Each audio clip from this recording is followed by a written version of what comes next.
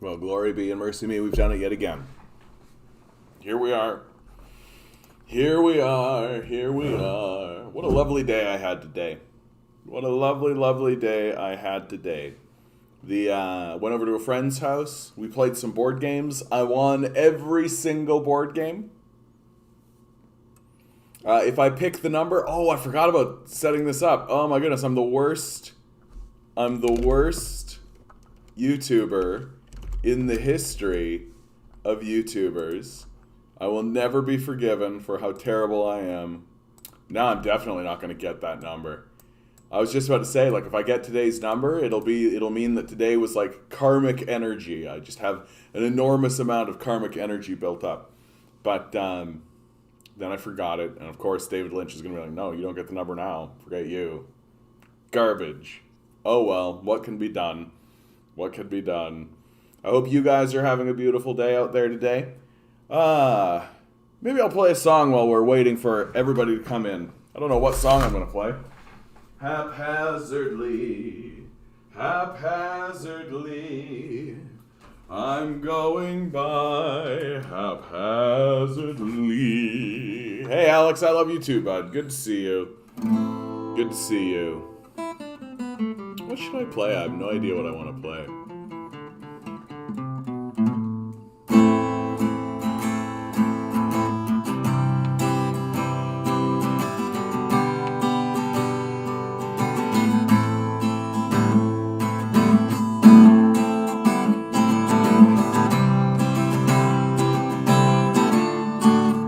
Literally just playing cards. Just playing cards. Freebird. Stop requesting Freebird. First of all, I don't know Freebird. Right? I don't know Freebird. You know what? I'll play this one. I literally just got up from a nap, though. So I'm doing well, Drew. How are you doing today?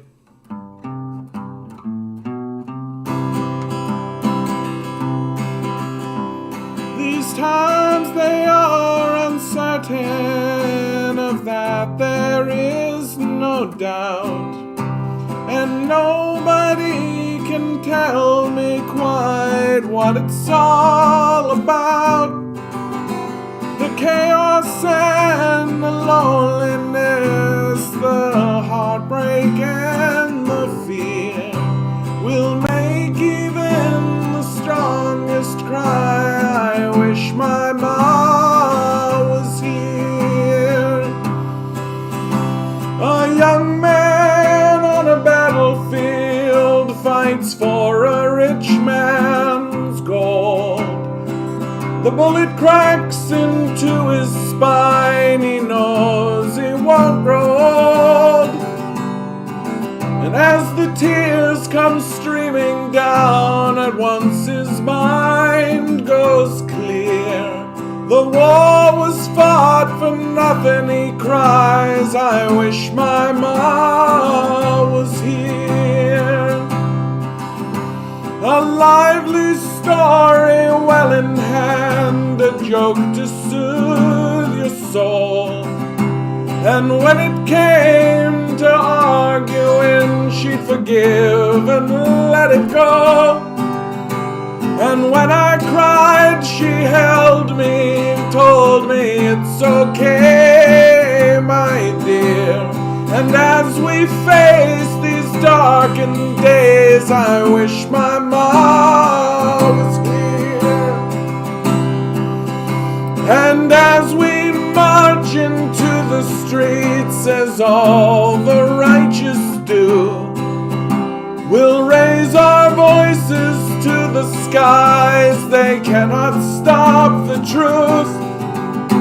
And as we tear their structures down, we'll raise a victory cheer. We made the world a better place, and I wish my mom was here. Yeah, we made the world a better place, and I wish my mom was here.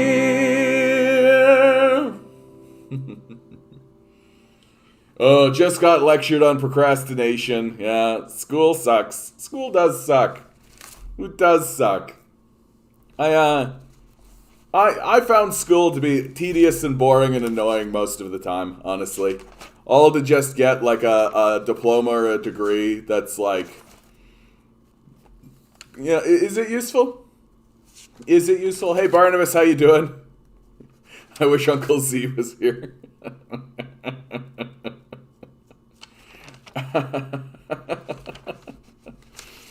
Oh, yeah. I just wish we were even attempting to make this place any better. That would be great, wouldn't it? Wouldn't it be great if we were even attempting to make this place any better? Instead, we're going to go through a period of stupid austerity, and everything's going to be dumb, and they're going to sell all of our stuff to capitalists. It's like, oh boy. Wouldn't it be nice if instead of selling everything to capitalists, we didn't do that, and we instead ensured that everybody in the society was taken care of. That's the big concern that's going on with the capitalists, by the way. Like, I keep seeing articles like this, right? Report says federal deficit stood at $68.6 billion halfway through the fiscal year. Freeland to meet with economists. It's like, $68.6 billion deficit is almost nothing in the comparison of the Canadian economy. We have an economy of like $8 trillion. Like $68.6 billion deficit spending. It's not. It truly isn't that big of a deal. And I really despise the way our media is reporting about it. But big shocker that the corporate media structure isn't actually going to report on this stuff with any accuracy.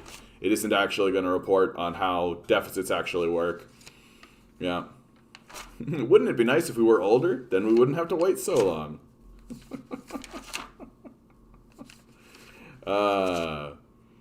Yeah, didn't they spend $88 billion on jets? Yeah, exactly. Like, and we don't actually talk about deficits accurately in the first place, right? So if you don't talk about it accurately in the first place, then you can convince gullible rubes into believing that it's a loan or it's something like that, right? You know what I want to play? I don't want to play any of my music. I want to play. I'm realizing what I want to play. Black. There we are. Been playing this a lot. If you've been on the channel recently, you know I've been playing this one a lot.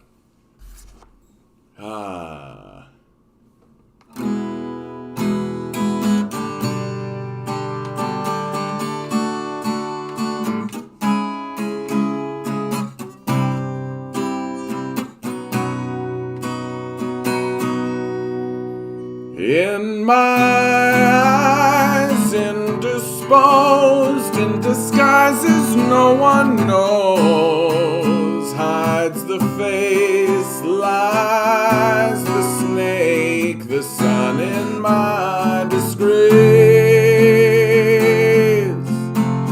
Boiling heat, summer stench, neath the black the sky looks dead.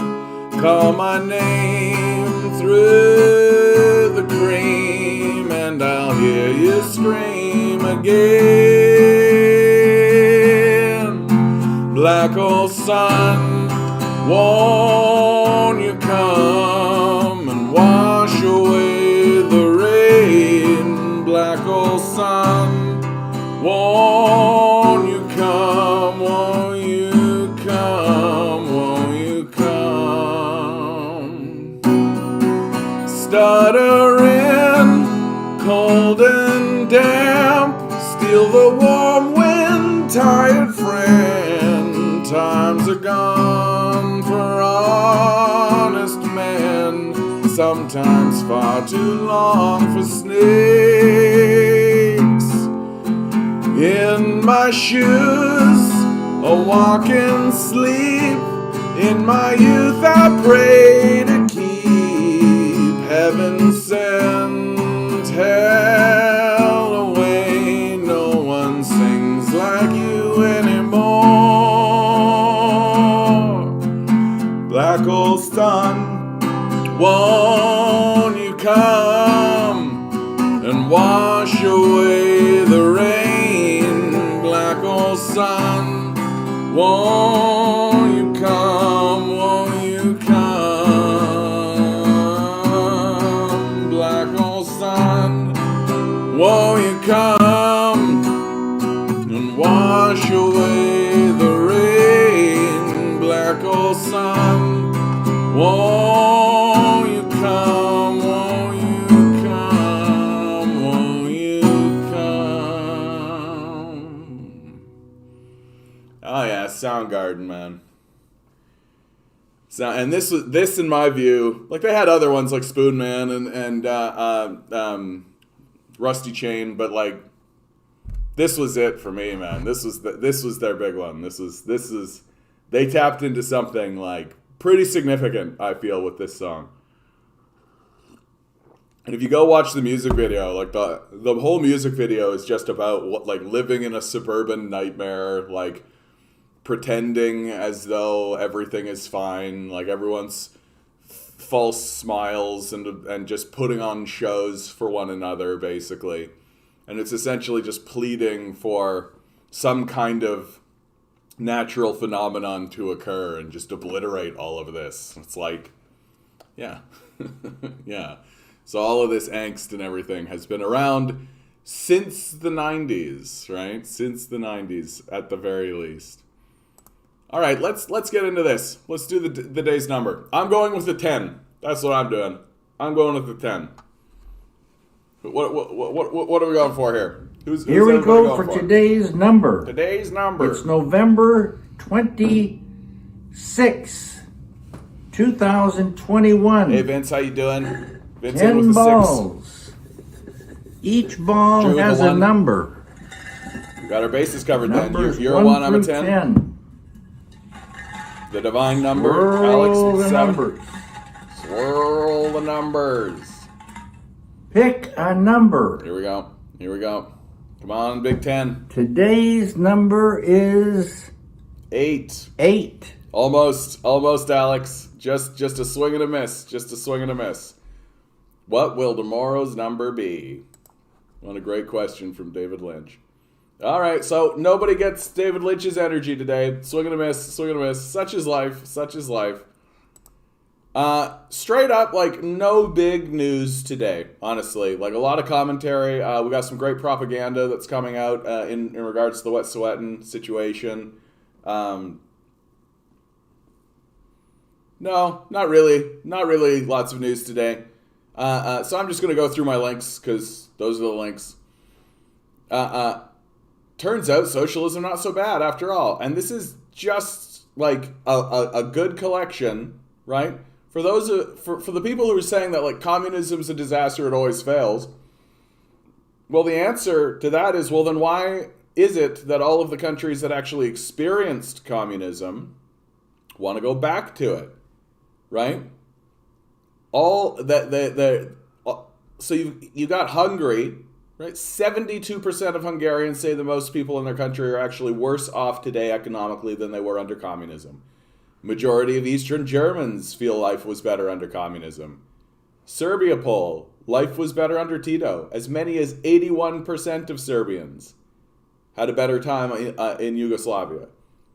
A poll conducted in 2019 found that 59% of Russians believe the Soviet government took care of ordinary people. 75% of Russians believe the Soviet era was the greatest time in the country's history. Right? Like, why is that? Oh, if communism is just doomed to fail and it's horrible for everybody, why do major majorities want to go back to it? Thoughts on the COVID-19 variant? I mean, we're already banning entry for foreign nationals traveling to Southern Africa in the last 14 days. Right? This is from the Minister of Travel. Yeah, it's very concerning. It's very concerning. News reports coming out saying that it may have actually amalgamated with the HIV virus. There's credible evidence coming out showing that COVID might actually be linked or linking itself to the HIV virus. And wouldn't that be great? Having an air-based HIV virus floating around? Huh? Aren't you getting hyped for that? I know I'm getting hyped for an airborne HIV virus. That's super fun. Yeah. Did you know Australia had a socialist prime minister before the CIA got involved? Of course. Right? There's a reason why everything is shitty now. Right? There's a reason why everything is getting shittier. There's a reason why everything is going terribly. And it's because the capitalists, through their illegitimate systems, are ensuring that everything gets shittier. And if you want to look at like the societies that have effectively like blockaded themselves from CIA influence, are the societies that are going to do better, right? The societies like South American societies that are managing to socialize their economies and managing to do stuff for their own people, like those are the societies that are going to do better, just flatly, right? Because the capitalist system is designed to extract wealth. That's all it does. It's not interested in helping anybody. It's not interested in encouraging like meaningful economic growth. That in the neoliberal religious ideology, when they say economic growth, what they mean is maximize extraction. That's really what they're talking about. And they've twisted and distorted all of the language to mean something other than it does, right? Like, and it's hilarious because they're the ones holding up like George Orwell's 1984, being like double speak, but they use it for the culture war. And then you're like, but you guys are 100% using double speak in all of your economic language. Like all of your economic language is loaded with it, right? Economic growth. Like economic growth doesn't mean like improving the economy or growing it or making the world better for anybody living. It literally is just maximizing wealth extraction.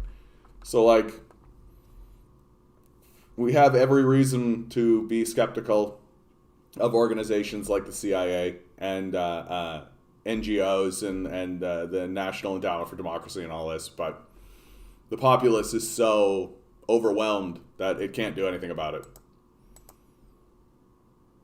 Yeah, so we are, of course, at the same time. Have a good one, Alex. Thanks for popping in, bud.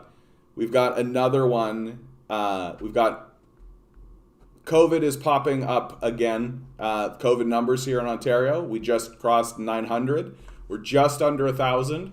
The magic number being 1,000, right? That's when people will actually like start to really sweat bullets. For some reason, we love big, round, 10-based numbers. I think it's because we literally have 10 fingers. I think it's like, it is like that rudimentary. But like the numbers, and they spiked quickly too. Like we were sitting at like 600, approximately 600 for a long time. And now we're like spiking back up to get to that 1,000 level. As one does. And then we'll do another fake lockdown. Doug Ford will release another fake statement, and it'll all be just like fussy and fake and like, oh, well, you know, you can't have you can't serve food in restaurants, but you can do patios between this hour and this hour. And, oh yeah, you can't open your small business, but our big box stores, that's totally fine. And we'll wrap plastic around over here. And it's all performative nonsense, right? Like we're not actually doing anything to confront the issue, which is why it's going to persist. And it's going to persist permanently until we grow up and actually get rid of these capitalists, right? But that's not going to happen anytime soon. Yeah, Ontario case numbers going up, even though Ford asked them nicely not to, right? Like, that seems to be the only thing that we're doing. When we decided to lift capacity limits, I said to COVID, please don't let the numbers go up. You don't have to go lower. People are used to hundreds a day, but don't go any higher. Ford shook his head sadly, continuing, and then it did the opposite, even though I knew it would make me sad. Yeah. Fucking idiot. Fucking dummy. Fucking dummy. Yep. Canadian residential real estate now worth over 6.1 trillion, more than 3 times the GDP. Like, this is completely unsustainable. It's completely unsustainable. It can't actually stay like this, right? But unfortunately, in this particular case, it's not the market that's going to collapse. It's our economy that's going to collapse. That's the difference. That it's not suddenly like, oh, housing prices are suddenly cheaper. It's the value of your currency is no longer worth anything. Like that's how it's actually going to go. Hey Kiri, how you doing? High-profile conservative YouTubers in the States, Joe Rogan and Jacko, apparently concerned about human rights in China, promoting hates, sadly. I mean, I am more or less of the opinion that Joe Rogan is now a CIA asset, like all the way. Like he keeps having that former CIA agent Mike Baker on his show. Like it's such concern trolling. Like the human rights violations that exist in China is such concern trolling. Like literally look at what the United States is doing. Like look at your own country, for God's sakes. Like stop concern trolling a country you can't do anything about, right? And then, of course, the human rights violations that they look at that actually do have some legitimacy, like the sweatshops and all this kind of stuff. Well, you find out that the United States is like deeply tied to all of that, right? That it's happening in China, but who owns the sweatshop? So it's like Nike, right? Like it's Apple, you know. So and then we wave our finger at China, and it's like, but who actually like makes the money from this? Like it's not China. Like, yeah, Ontario case numbers going up. It's almost as if we did a proper lockdown back in December, January, and April. We wouldn't be in this situation. Yeah, we're not capable of that, right? We're not actually capable of doing a proper lockdown, right? Because a proper lockdown, would actually mean that we have to stop doing capitalism. Like, the capitalist system itself is so fraudulent and so like unrepentantly fraudulent that they're absolutely going to trade our lives for money, right? Like that's what they're doing. It's profits over people, right? Check your comment. What comment are you talking about, Barnabas? Yeah, housing bubble explosion incoming. But the difference is that, like, when people actually think there's going to be, like, a big bubble pop and then housing prices are going to deflate in price and all that, that's not what's going to happen, right? Like, there's a fundamental misunderstanding going on in the society. And I keep trying to tell people, but nobody wants to hear it. Like, no one wants to actually listen to what I'm saying. Like, the housing prices are not going to go down. If anything, they might as well just put the infinity sign beside it and just be like, no, you'll never actually get this, right? Because it's a billionaire class that's bought the property up and they're not buying like we seem to think that we are, that these people are speculators, right? That they're buying up this stuff so that they can turn around and sell it later on. It's not what they're doing, right? It isn't what they're doing. That the wealthiest people in the country are expecting a full-scale economic collapse. They're expecting a crash. And so they're buying up these properties, not so that they can speculate on the market in order to turn around and sell at a profit. They're buying up these properties so that when the economy collapses, they'll have land. That's what they're doing, right? That they're trying to turn their liquid assets into hard assets, and so they're buying up land in order to do it. And they've got so much money, and it's like a classic pyramid scheme, right? It's a classic Ponzi scheme. They're trying to see who's going to hold the bag at the end, right? Who's the one who's going to be holding the bag once the whole thing comes apart. And it's not going to be them. They're going to have land, right? It's going to be these, it's going to be these working class suckers. That's who the bag holders are going to be. And they're not like there's not going to be like a market correction. Like that's not what's going to happen. Like when the thing collapses, the whole thing is going to collapse. And the only way to avoid that is through major government intervention. And this government is proving over and over and over again, like every single time anybody within the government opens their mouth, they're really showing that they're just stooges. Like total open, like not even trying to pretend they're anything except complete and total stooges. Yeah. No money equals crash. Crash equals no tax income. No tax means no funds to defend a communist invasion. That's a nice idea, Barnabas, but it doesn't actually work that way. That If the government wants to create money in order to pay a military force in order to defend, it will, right? Like, the government does not need to tax money in order to, like, there's this narrative where it's like the government taxes to get revenue and then spends that revenue. It's literally not how it works. Like, it's a nice narrative to try and convince people that the government is like a business, but it's not how the government works. The government can create any amount of money it wants. It can destroy any amount of money it wants. It can manipulate the money. It can do anything it wants to the money supply. Like, limitlessly. Like, there'll be consequences for it, but if the Canadian government wanted to, it could literally just eliminate money right now and then reprint all the money and redistribute it. It has that power, it has that authority, and it could do it very, very quickly in like a day. It could do it like immediately. So like the only thing that's preventing that kind of stuff is will the populace accept it? And if the populace doesn't accept it, then you can have repercussions to yourself as a politician. New face of slavery is land ownership. Yeah, we will be working and living there. Exactly. And the goal, Kiri, and at this point it has to be called a goal.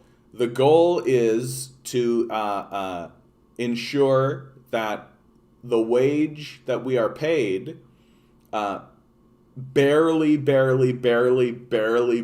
covers rent and food. If that, so that we're constantly, perpetually being plunged into debt peonage. That's the goal of this system, is to plunge the populace into debt peonage. And it's being very successful. And to set it up so that when the economy collapses, as it's going to, right? It's capitalism after all. It's designed to collapse, and it does, every decade or so. And but that when it collapses, the bulk of the populace bears the brunt of that, while the capitalist class is barely affected whatsoever.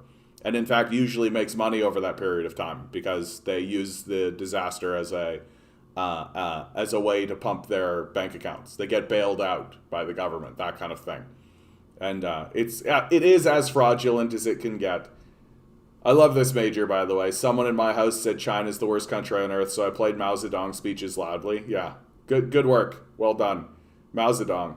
Yeah, Mao was baller, man. Like, Mao said some really great, like, some really, really amazing things. And, like, no one is actually reporting on what I am saying, even though it's, like, extremely obvious, like, that's what's going on. Canadian residential real estate prices have hit an obscene valuation, even when sandbagged. National assessment value hit $6.1 trillion. Up 2.5 from a year before. It's not quite the growth rate you'd probably assume from monthly home sales report. However, it's a mind-blowing amount considering this is a conservative estimate.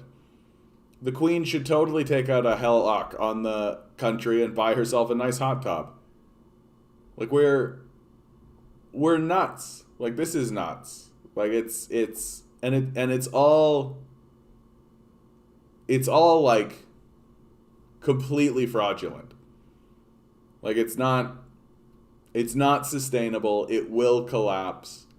And when it collapses, the people who will suffer will be the poor, as always. As always. So I wanted to show these two articles back to back, right? I think I will take a run up at this and give it a read, and then I'm going to turn around and read a propaganda article that has come out of the National Post. This is literally the first article I have seen that even acknowledges what's going on from corporate media, that even acknowledges what's happening to the Wet'suwet'en, right? So, RCMP still clearing Indigenous lands for corporate interests. This is from The Breach. Instead of criminalizing Indigenous people defending the climate and water, Canada should be taking our lead, by Pamela Palmater. This picture, I hope, becomes more ubiquitous, because I actually thought that this was one of the most disgraceful moments I've seen in a long, long time. Like literally RCMP officers armed with assault rifles. This guy's holding an assault rifle, pointing it at unarmed women and a journalist, knocking through this door using an axe and then a chainsaw to get through, so that they can arrest these people. And their crime? Their crime is standing on their own land and doing and fighting back against an oil and gas company. The RCMP's most recent actions in Wet'suwet'en territory unfolded more like a horror movie than any semblance of the rule of law in a functioning democracy. Raw footage of the police arrest of Molly Wickham, the spokesperson of the Gidimantine clan, was eerily reminiscent of the frightening Here's Johnny scene from The Shining, in which Jack Nicholson uses an axe to force his way into a room. On November 19, as the RCMP advanced on the Coyote camp in Gidimantine territory, they first demanded entry to the one-room tiny home where Wickham and her supporters were staying. After being asked for a warrant, which they said they didn't have, the RCMP walked away. But moments later, we see the RCMP use an axe to blow pieces off the front door before they fire up a chainsaw to finish forcing their way into the home. Over the weekend, the RCMP deployed its emergency response team, armed with snipers, attack dogs, and assault weapons, to violently remove indigenous land defenders from their territory. Repeating their tactics from their previous militarized raids in 2019 and 2020, they set up illegal exclusion zones to prevent the media from covering the story, and they locked up the only journalists who were on site to document the events. Media couldn't access the raw footage taken by filmmaker Michael Toledano until he and journalist Amber Bracken were released from prison days later. Even though the pair had identified themselves as journalists, the RCMP jailed them anyway. When they were released 3 days later, we then saw the dramatic arrest of unarmed land defenders at gunpoint. This is the kind of story we hear about in other countries, like China or Russia, when Canadian officials strongly denounce attacks on unarmed human rights defenders, or the imprisonment of members of the press. Earlier this year, Trudeau condemned the arrest of a journalist from Belarus, calling it an attack on democracy and on the freedom of the press. The Trudeau Liberals have denounced China for its arrests of human rights and pro-democracy activists, and confronted Philippines President Rodrigo Duterte for his country's bloody crackdown on illegal drugs. Yet, here in Canada, unarmed Indigenous human rights defenders and members of the press are arrested and detained in violation of Indigenous, Canadian, and international laws. BC marks second anniversary of UN declaration with police violence. The most important thing about this situation is that it is against the law to forcibly remove Indigenous peoples from their territories. Exactly 2 years ago, the province of British Columbia passed Bill 41, the Declaration on the Rights of Indigenous Peoples Act, which recognizes the applicability of the United Nations Declaration on the Rights of Indigenous People in provincial laws. The last year, the federal government passed a similar law, Bill C-15, which also confirms the applicability of UNDRIP in Canadian law. There are many human rights protections recognized within UNDRIP. Article 3 speaks to the Indigenous right to self-determination. Article 10 prohibits forced removals of Indigenous peoples from our territories. Article 18 protects our right to engage in decision-making by representatives of our own choosing. Article 26 recognizes Indigenous rights to our lands and resources. Article 29 protects the right to conservation and protection of our lands and resources. And Article 32 protects the right of Indigenous people to decide what happens on our lands and the right to be free, prior and informed consent before any development occurs. It should also be noted that in December 2019, the United Nations Committee for the Elimination of Racial Discrimination called on Canada to stop construction of the Coastal GasLink pipeline, remove the RCMP and their weapons from the Wet'suwet'en territory, protect Indigenous people from violence, and to respect with Indigenous people's right to free, prior, and informed consent. Weeks later, the RCMP engaged in a campaign of forced removals and arrests along the pipeline route, inspiring hundreds of solidarity actions across the country. It was later brought to light that Canada's National Police Force was prepared to shoot Indigenous people who were blocking pipeline construction. Canada eventually responded to the UNCERD in July 2020 with a weak interpretation of free, prior, and informed consent. In a November 2020 response, UNCERD Chair Yanduan Lee rebuked Canada's interpretation as a duty to engage in a meaningful and good faith dialogue with Indigenous peoples and to guarantee a process, but not a particular result. The committee reminded Canada that it means no decision that affect Indigenous rights can be taken without FPIC. Canada is completely offside on this issue. I don't think I'm going to continue reading the entire thing. It's quite thorough. But what's interesting about this situation is the dead silence that's coming out of the corporate media and the state-run media, right?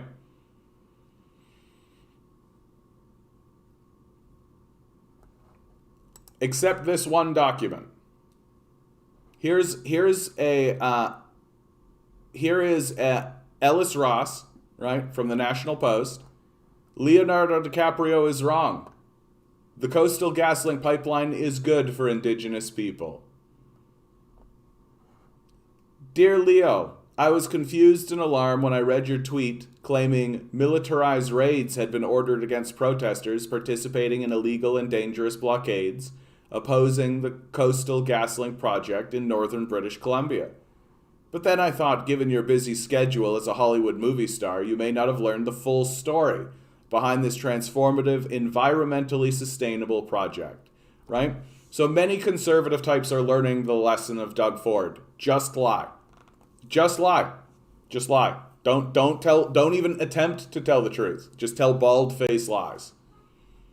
My people and many other First Nations communities, leaders and elders, including 20 democratically elected chiefs whose bands support the Coastal GasLink project, are proud to champion British Columbia's world-class resource sector. That is destroying the planet and burning down cities, but that's beside the point. These leaders have been elected by their communities, as I was when I fought to bring liquefied natural gas development to our province. So here's a person who's attempting to destroy the planet and is literally espousing the benefits of destroying the planet as temporary improvements to their own society, right? Trading like life for money. That's really what it is. I suppose you haven't thought about how in siding with the unelected hereditary chiefs opposed to the Coastal GasLink project, you are ignoring the democratic rights of thousands of First Nations people. This grift, right, that goes back and forth, like who is paying this? The Coastal GasLink is. Like, who's Ellis Ross, right? Canadian politician, first elected. Right, he's and he outright says it. Right, he fought to bring liquefied natural gas development to the province. Who do you think paid him to do that? Right, first by saying yes to natural gas development, my northern British Columbia community was able to lift itself out of poverty. After decades of suffering, our community is now thriving. Help wanted signs have replaced foreclosure signs. Jobs are available, and this is the classic like economy versus life, right? That. For this, and what he's saying is likely true, right? That they sold out to destroy the planet for money. That's, and he's admitting it, right? He's being as upfront as he can be about it. Like, yeah, we sold out the society, we sold out humanity. We're going to destroy the planet. We're going to increase wildfires. We're going to increase mudslides. We're going to ensure the place burns down, but for a very, very brief period of time. We got some money for ourselves. Employment creates purpose, stability, and meaning. Breathable air probably has something to do with that too. More importantly, a good job and everything that comes with it gives young people something to strive for. Oh my God. Like literally simping for the capitalist death cult at this point. I'm comforted knowing my children and grandchildren will enjoy more opportunities than I did because my community chose jobs growth and environmentally sustainable resource development. This is a psychosis. Like, that line right there tells you that this person is in a hysteria, like, that they cannot see what is in front of their face, right? The community chose jobs growth, and this is straight out a lie. Environmentally sustainable resource development, like, that's just a blunt force, embarrassing lie, right? It's obviously not environmentally sustainable, right? That's the whole problem. The problem is that we are burning oil and gas. The carbon is getting caught in the atmosphere. The sun's rays are getting caught in the carbon and heating everything up, making weather go insane, and destroying everything, including water levels going up, including wildfires, including flooding, right? Like, so, like, if this guy was only saying, like, yeah, jobs and growth, then at least there would be an honesty to that. But you know that they are either deluded, like, and stupid, or complicit. And at this point, it's complicit. I'm no longer willing to allow people to get away with being dumb on this issue anymore. There's too much information. Like, they know what's going on. So this person is just, this Ellis, he's just lying. And exactly, Tinker, they could replace those gas and oil jobs very easily with renewable jobs, right? Anyway, secondly, LNG allows First Nations community to lead the way in displacing heavier carbon emissions from abroad. This is a classic conservative grift, right? That, oh, well, we should burn our own oil instead. Like, there's literally no conversation about stopping this, right? Yeah, we've got to burn oil so we can have Bitcoin. Like, that's where the conversation literally is now, right? Yeah, I need my toys, right? I need to have a toy. And if I don't have my toy, and so it's better for us to burn our own oil instead of getting it from abroad. Yeah, so I can have a toy. Like, that is what's going on. And it's and what's embarrassing about it is that this is literally the only article I've ever found that even acknowledges the existence of this. Right? I'm not seeing anything from the Globe and Mail. I'm not seeing anything from the Toronto Star. I'm not seeing anything from any corporate-owned publication. What are we getting? We're getting like a hack piece from a hack politician who's in the pocket of Coastal GasLink, trying to convince us that burning down the planet for money is good. Right? Like, that's where we're at. That's why the state-of-the-art export facility in Kitimat uses cutting-edge industrial processes and the most sophisticated hardware on the planet. We've also partnered with LNG Canada to reclaim local salmon habitat and regenerate traditional fish stocks, because that's going to matter when their water supply boils, right? Like, that's going to matter when the water boils, which is going to happen, right? Like, do these guys not understand that, like, they too need, like, clean air and drinkable water? Like, do they literally, like, I don't think they do. I really don't think they do. I think they're caught in a hysteria. I think they're dealing with a mass psychosis, and, like, the reclaiming the local salmon habitat. Are you kidding me? That's not going to matter when the water boils, dude. Like, when the water boils, those salmon are going to die. That's what's going to happen. Like, we are proud that the Coastal GasLink project has allowed us to punch above our weight in reducing global emissions. So why are you trying to take that from us? So first of all, this is a total fucking lie. Canada's emissions have only gone up, right? Like, we're the worst in the G7 about this. So, like, this is the kind of article that really reveals to you that the National Post cannot be trusted. That it is completely duplicitous. Like, they are like, imagine an editor reading this article and being like, yeah, this is all fine. We can publish this. We're a credible news organization. We can publish all of these fundamental lies. Like, and they're fundamental lies. Like, this isn't like gray area stuff. Like, these are incredible lies that this person is telling. And here we go. Thirdly, the revenues from resource development offer First Nations a path to economic self-determination by linking themselves to the neoliberal death cult, right? By linking themselves to the neoliberal death cult, they'll have determination, right? This is the same logic that they use for like the free market will decide, right? Chaos brings order. A future free from cold, damp, heavy blanket of the welfare state.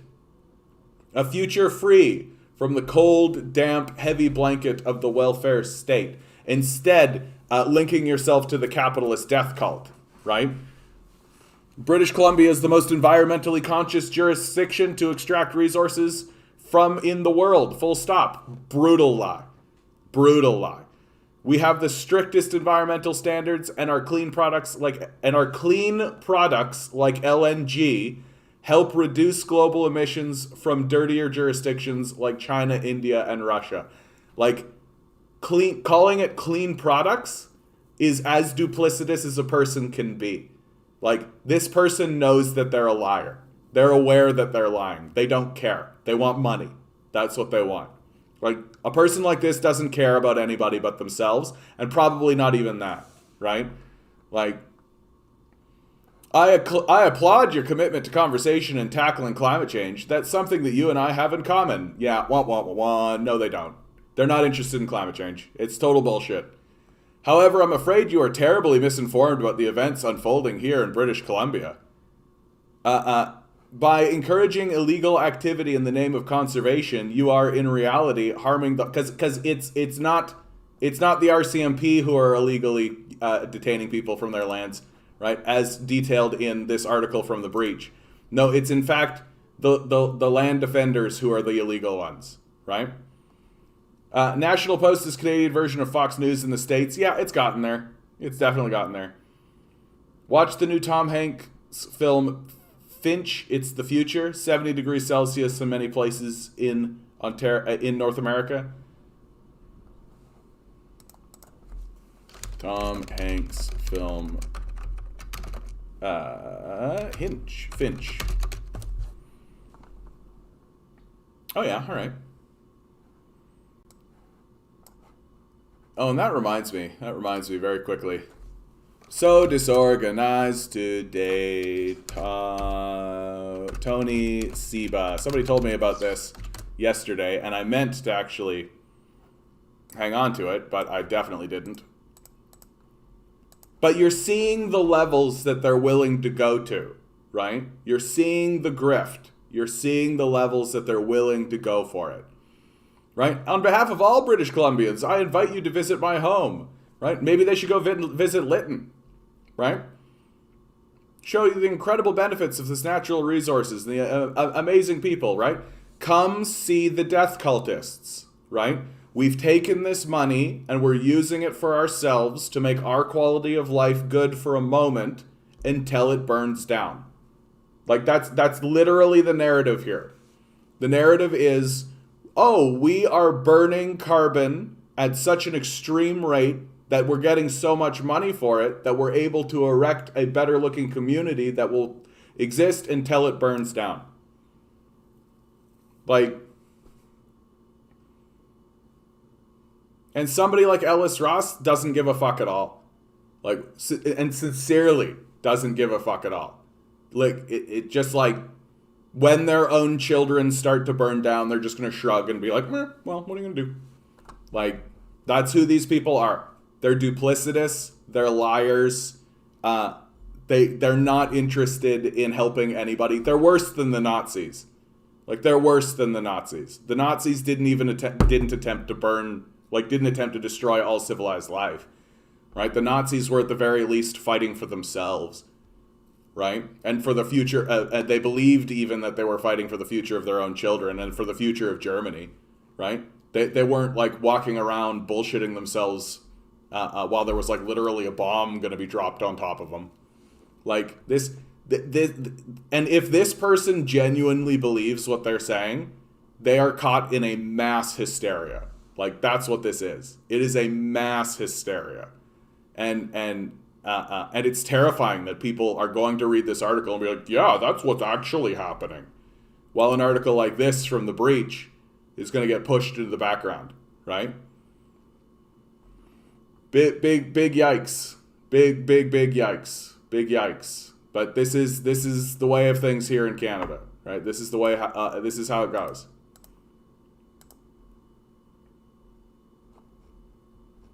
So, expenses of government classified by function. So we're for the first time, spending by all levels of government in Canada surpassed the 1 trillion mark.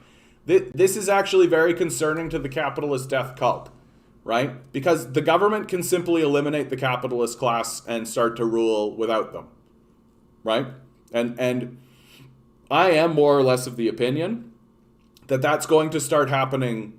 That's an inevitability, right? And the sooner we actually get there, the better off we will be, because the sooner the government actually seizes control of the means of production and actually begins to organize itself outside of the principles of neoliberal capitalism, the better off we're going to be. And the more spending it does to fill in the gaps that the private sector can't, because the private sector is as fraudulent as it can be, the faster that's going to happen. And eventually there is going to come a moment where a government is going to be faced with, okay, it's time to, we do actually need to create a balance within the economy. So we either have to commit mass austerity against the populace, right, which is what the liberals want to do, or we have to get rid of these capitalists, or confront them at the very least. And it's an inevitability. Like, that showdown is going to happen. The forces of the earth are aligning so that it must go down like that, right? That it is an inevitability. The people who are in power, they're the ones who are going to dictate how it goes. Is it going to be mass austerity against the populace, or is it going to be getting rid of these parasites? And what's fun is that we actually do get to decide as a people. Yeah. Let's go, Brandon. Let's go, Brandon. But instead of actually doing any of this spending to just like $1 trillion worth of spending, if it was just explicitly directly for the populace, would be wonderful, I think. But a lot of that spending goes into just like the pockets of the billionaire class, right? There's a reason why the billionaires have increased their wealth over this period of time. And the complaint from the neoliberal death cult is that it's preventing them from extracting wealth from the populace, right? It's hard to extract wealth from the populace when the government keeps insisting that the populace should have wealth, right?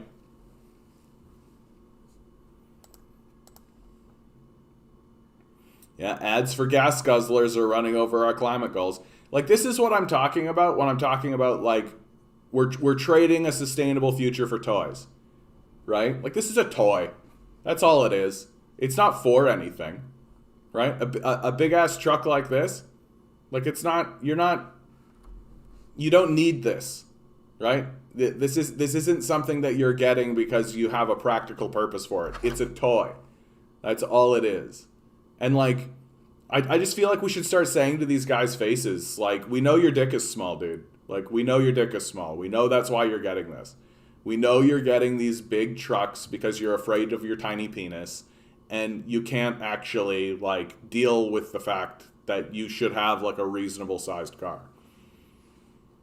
Yeah, most of that 1 trillion is in Canadian dollars. I can delete it, most of it with a keyboard. Yeah, that's currency for you.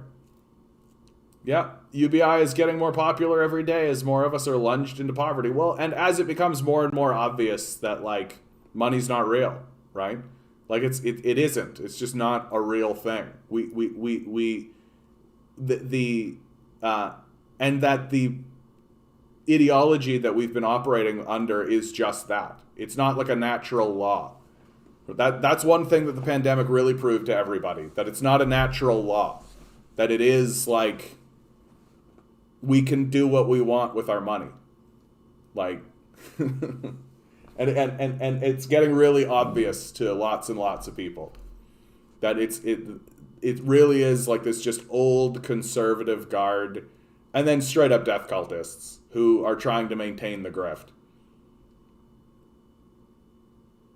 Light duty trucks are one of the top 2 sources of growth in greenhouse gases emissions from road transportation in Canada, with emissions increasing by 156% between the 1990 and 2018. Considering 25% of the country's emissions come from transportation, Canada cannot sincerely claim to be reducing emissions in the sector if it allows gas-powered vehicles, especially light-duty trucks, to be heavily advertised. Yeah. But we don't care, right? We want our toys. That's what this is all about. 4 out of 5 new vehicles sold in Canada in 2020 were light-duty trucks, right? Yeah, chaos will bring order. Chaos brings order, guys. But this is not surprising given that 79% of car ads in Canada feature light-duty trucks. An Equiterre study that sought to better understand why light-duty trucks have become so common in Canada showed that nearly half of new vehicle buyers were influenced by some form of media. So literally, the death cult, amidst a climate crisis, is bombarding the populace with ads to buy the worst vehicle possible, right? Like,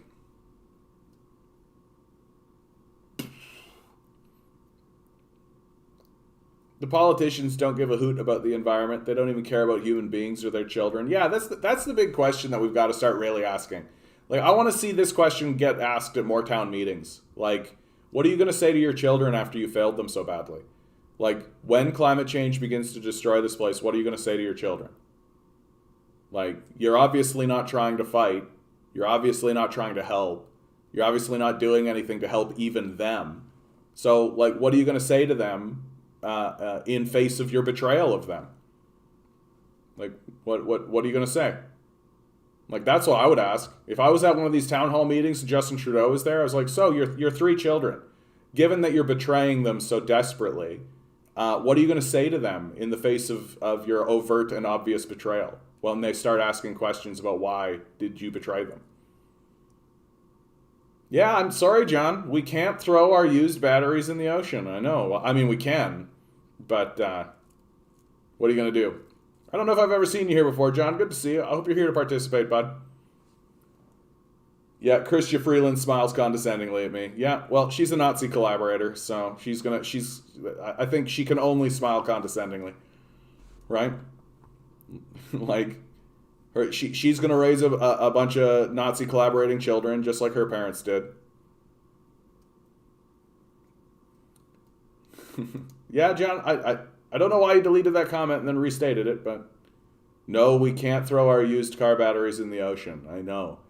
And like, I mean, we can, obviously we can, but we probably shouldn't. I feel like that's going to have a pretty big negative consequence. Pretty big negative consequence. So what's going on in BC, right?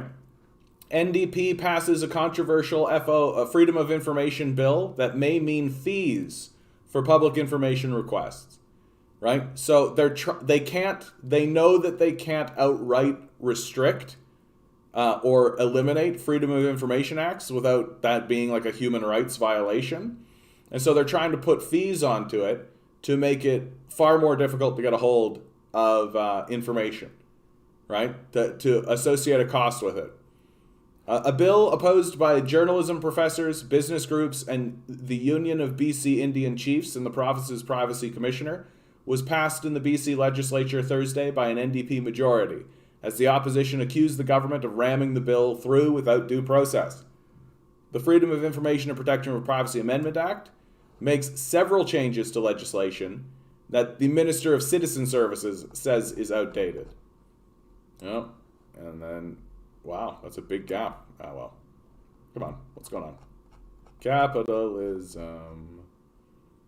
Oh, come on. All right, this is borked. But basically, the NDP is just attempting to make it more difficult to get a hold of information, right? Which makes sense given their complicity in the disaster that's unfolding in British Columbia, right? both in the Wet'suwet'en case, but also in the Fairy Creek case, and then also in the climate change file, right? Yeah, fees are just a poor tax, and it makes it more difficult for civil rights groups to get information. It makes it more difficult for everybody to get access to information, right? And this is how the death cult's going to do it. They're not just going to make it. They're not going to make it illegal. They'll just arrange things so it's too expensive to get a hold of. That's what they're going to do. Yeah, they don't like independent media. Well, and especially these days, like the corporate media landscape is starting to collapse, right? It's nobody takes them seriously anymore. It's the reason why my channel is growing, right? And growing swiftly.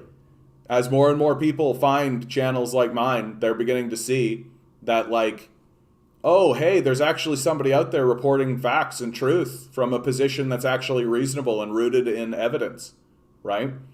And like, instead of getting news from, like, if all you get access to is like the National Post or the Globe and Mail or Toronto Star even these days, or like Global TV or CTV or any of these places, even the CBC these days, it's not difficult to see, like, there are major inconsistencies, right? Because these institutions are not rooted in evidence, facts, or truth. They're not doing a materialistic historical analysis of what's going on. And it's becoming obvious. Like, most people are beginning to see that their media is fraudulent. And so someone like me can come along and be like, okay, let's actually talk about what's real and what's the truth. And like, I really do think, like, the millennials are starting to understand that money's not real, right? That, like, there's this old adage, like, money doesn't grow on trees. It's like, right, yeah, it's invented by a class of people who have monopoly power over the issuing of the currency. Like, that's what actually happens. And, like, so it's actually easier to produce money than if it grew on trees. If money grew on trees, it would actually be more difficult than what we actually do. Like, money, in fact, growing on trees would be more inefficient. I watch so many different people now, including Russell Brand. He has some interesting takes. Yeah, Russell Brand's doing good work. Then a few ex-Marines, seeing so many professional opinions, different takes. Yeah, absolutely. Absolutely. Like that. And lots of people are doing that now, right? And it's part of the reason why the COVID crisis has been such a catastrophe for everybody, right? Like, because nobody knows who to believe, right? Nobody knows who to believe. No one knows who to listen to. Nobody trusts anybody. And the phrase "do your own research," right, has really come out of it, and is being used by bad actors for sure. But at the same time, you know, like, I can understand why people are in this position, right? I'm not sitting here being like, yeah, what a bunch of goofs. Like, no, man, like, the media is untrustworthy. Like, you literally can't. Who can you trust in the media these days? Like, in the corporate media, like Tucker Carlson, right? Rachel Maddow, like who? There isn't a single name within the entire corporate and state-run media apparatus that you can trust. Like, literally nobody. And when you're in that kind of situation, it's going to create chaos in your society. It just is. And, like, to an enormous degree. Like, one of the most heartbreaking things that's happening in the COVID-19 conversation is, like, you go down to the protests, start talking to people, like, hey, what's this protest about? What's going on? And it's gonna take no time whatsoever until they put you in front of somebody who's saying that COVID-19 doesn't exist, right? Like, that's what's happening. That, like, the heart of the anti-mask movement are people saying that COVID-19 does not exist, that it is a plandemic, right? Like, that kind of thing. And it's easy to kind of scoff and go like, oh my goodness, what a bunch of lunatics. Oh, what a bunch of idiots. Like, they're working against Canada's interests. But I have a much more sympathetic take. which is that, yeah, this is what happens when your news media sources lose faith, right? When nobody has faith in these institutions anymore, like when we don't have faith in the government, we don't have faith in the institutional power structure, we don't have faith in the media, you're going to end up with people, and a lot of people, who are going to say pretty fucking outrageous things, like COVID doesn't exist. And they're just going to like plant their flag on it. And they're just going to buy into it. And it's going to be in the middle of a global fucking pandemic that most certainly exists. Reddit mods were removing users from anti-Reddit sub without notifying. I had to rejoin yesterday. The anti-work Reddit. Yeah. They're going to do everything they can to shut that place down. That like I'm actually surprised that the anti-work Reddit has survived as long as it has. And I think that the big thing that's really making it so that they're kind of lurching along as successfully as they are is that they have explicitly stated within their rules, and they enforce no violent talk. If you start using the word guillotine, they will ban you, right? Like it's that's what killed the Chapo Trap House one.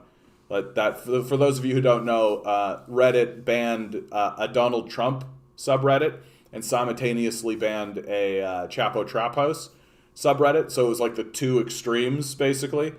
And the reason they used was all of the like guillotine and revolutionary talk, right? And so anti-work, on the other hand, is like, we are not going... Of course, everybody's trying to infiltrate that, dude. Everybody's trying to infiltrate that. Nobody is not trying to infiltrate that, right? The CIA is trying to infiltrate that. The communists are trying to infiltrate it. The anarchists are trying to infiltrate. Well, it is an anarchist subreddit to begin with, but everybody's trying to get in on that, dude. Like they can spread their views, maybe get it banned. Good for them, either way. But I think like the mods are pretty aware. Like the mods are pretty aware that people are trying to get that place banned, right? And it's pretty surprising to me that it hasn't already happened, honestly. Like, it is becoming like ground zero for at least information. And lots and lots of... It is mainly a source of solidarity for people, I think, right? And which solidarity is extremely dangerous to the death cult. So we'll see. Right now, they don't really have a legitimate reason to do so.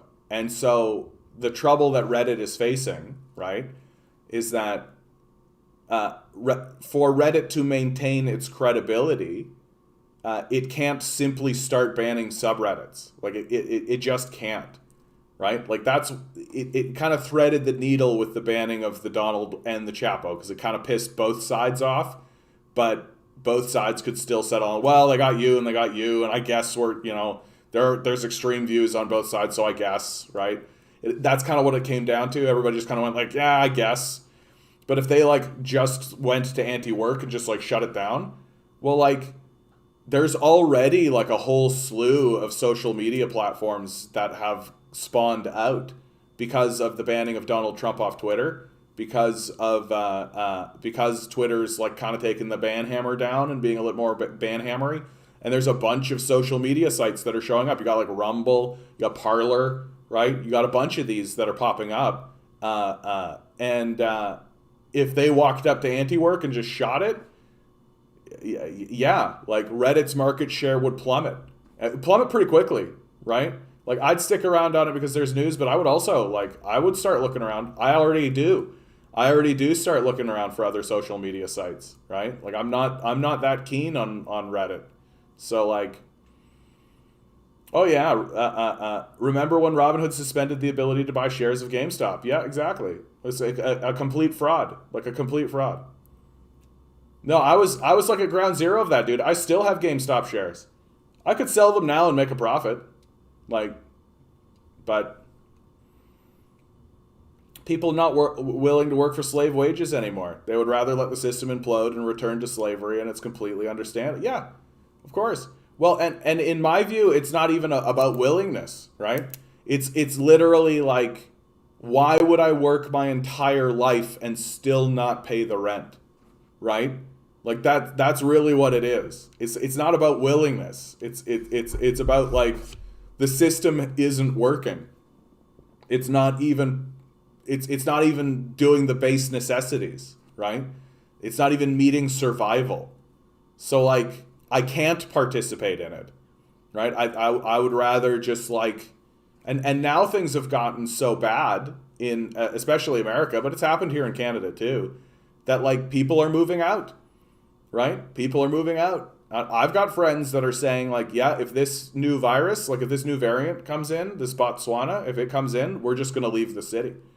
And we're going to go find like a small property. And I got to be honest with you, I'm kind of looking at them and being like, yeah, I might do the same. I might come with you, right? We'll all just go out to somewhere. I'll be reporting from like Hoboken, you know, wherever, right? Where the rent is maybe half the price of this, you know? Like the reason I'm sticking around in Toronto through this period of time, like literally the only reason, is because of the social movements that exist here. And because I'm convinced that should things lift and should things open up, Toronto's going to go kind of crazy. Like it's going to go crazy in a way. And I want to be here for it.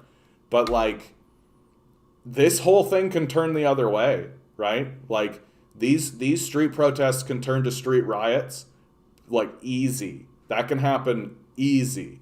And if there's like a plague going through at the time, yeah, I'm gonna really question whether or not I want to stick around here, and what that means though, right? So all your workers are leaving the city because they can't afford to be here, and so yeah, what do you think's going on? Like I can't find workers, yeah, like nobody can afford to live here, right? What do you think's going on?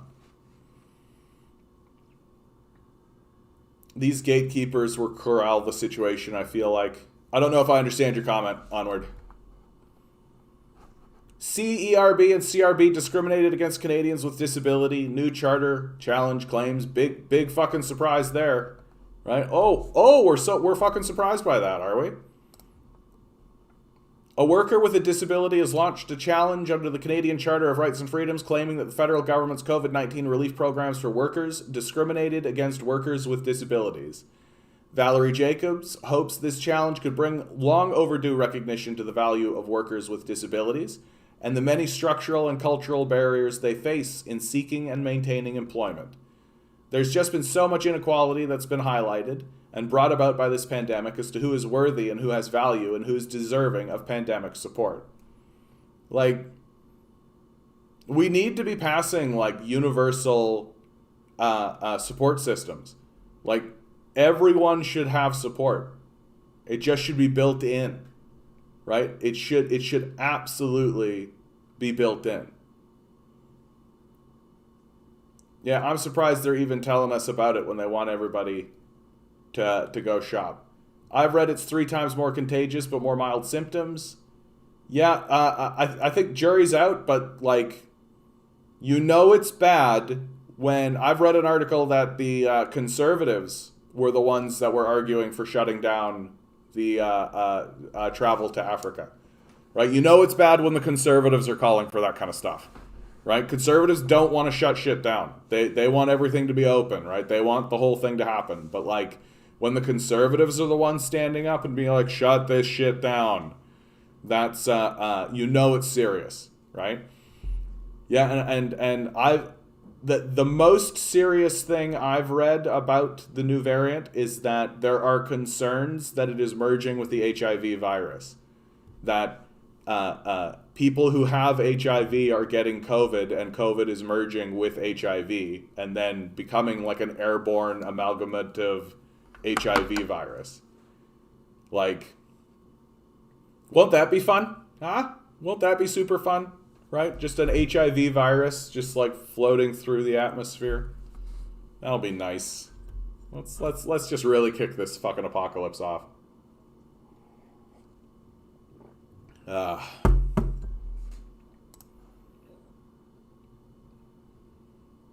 Me too, little guy. Me too. I'm sick of this flesh prison. I heard that immunocompromised people create the most variants, but I hadn't heard that. Yeah, it's pretty kind of startling. Mouth HIV has got to cure it with monkey injections, like South Park told us. Yeah, exactly. Because we should absolutely be getting our health and safety advice from South Park. Absolutely. Liberals downplay concerns about record-breaking milk prices. Of course they do, man. Like, who's still supporting these guys, man? Like, who are these liberal voters? Like, I'm getting like,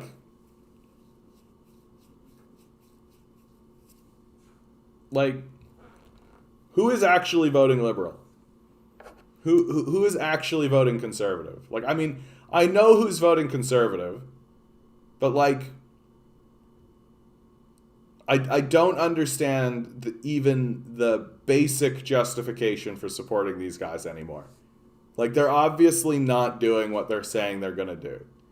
Like, are people really this like isolated and disconnected? Are people really this unable to actually see what's in front of their face? Are people really this unable to understand that they're being grifted? Like, is this actually what's going on? And middle class, centrist lefts, a lot of those, yeah. But it doesn't make any sense. Like, it doesn't make any sense. Like, what have these liberals done to earn your support? Like, that's what I keep asking. Like, what have they done to earn your support? Like, I understand, like, you know, they feel nice, right? From like the culture war standpoint, like they say that they're pro LGBTQ, they say that they're pro,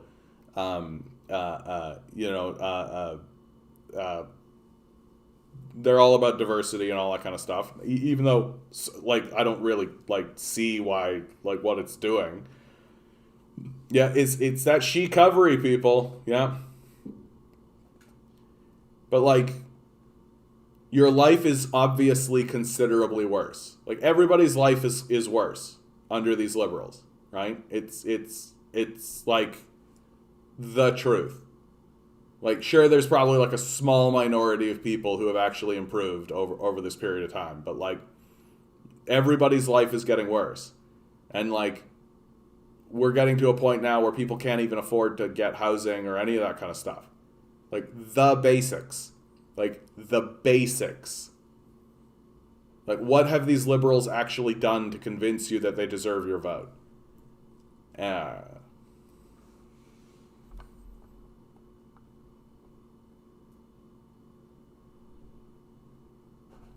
In October, the Canadian Dairy Commission, which is a Crown corporation, announced it's increasing the price paid to farmers for milk by a record-breaking 8.4% next year.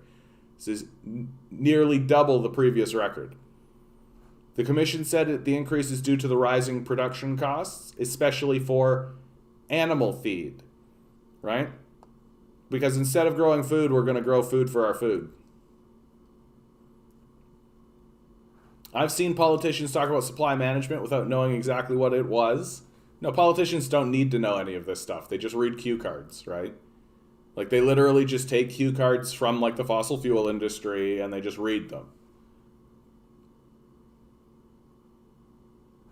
Yeah. On the front lines of the war within Canada's borders, right? Like, it's headlines like this that make that National Post article much more galling, right? Like, just the outright denial that there is, like, this war going on. Glad to see that it's making international headlines, though. This is Al Jazeera.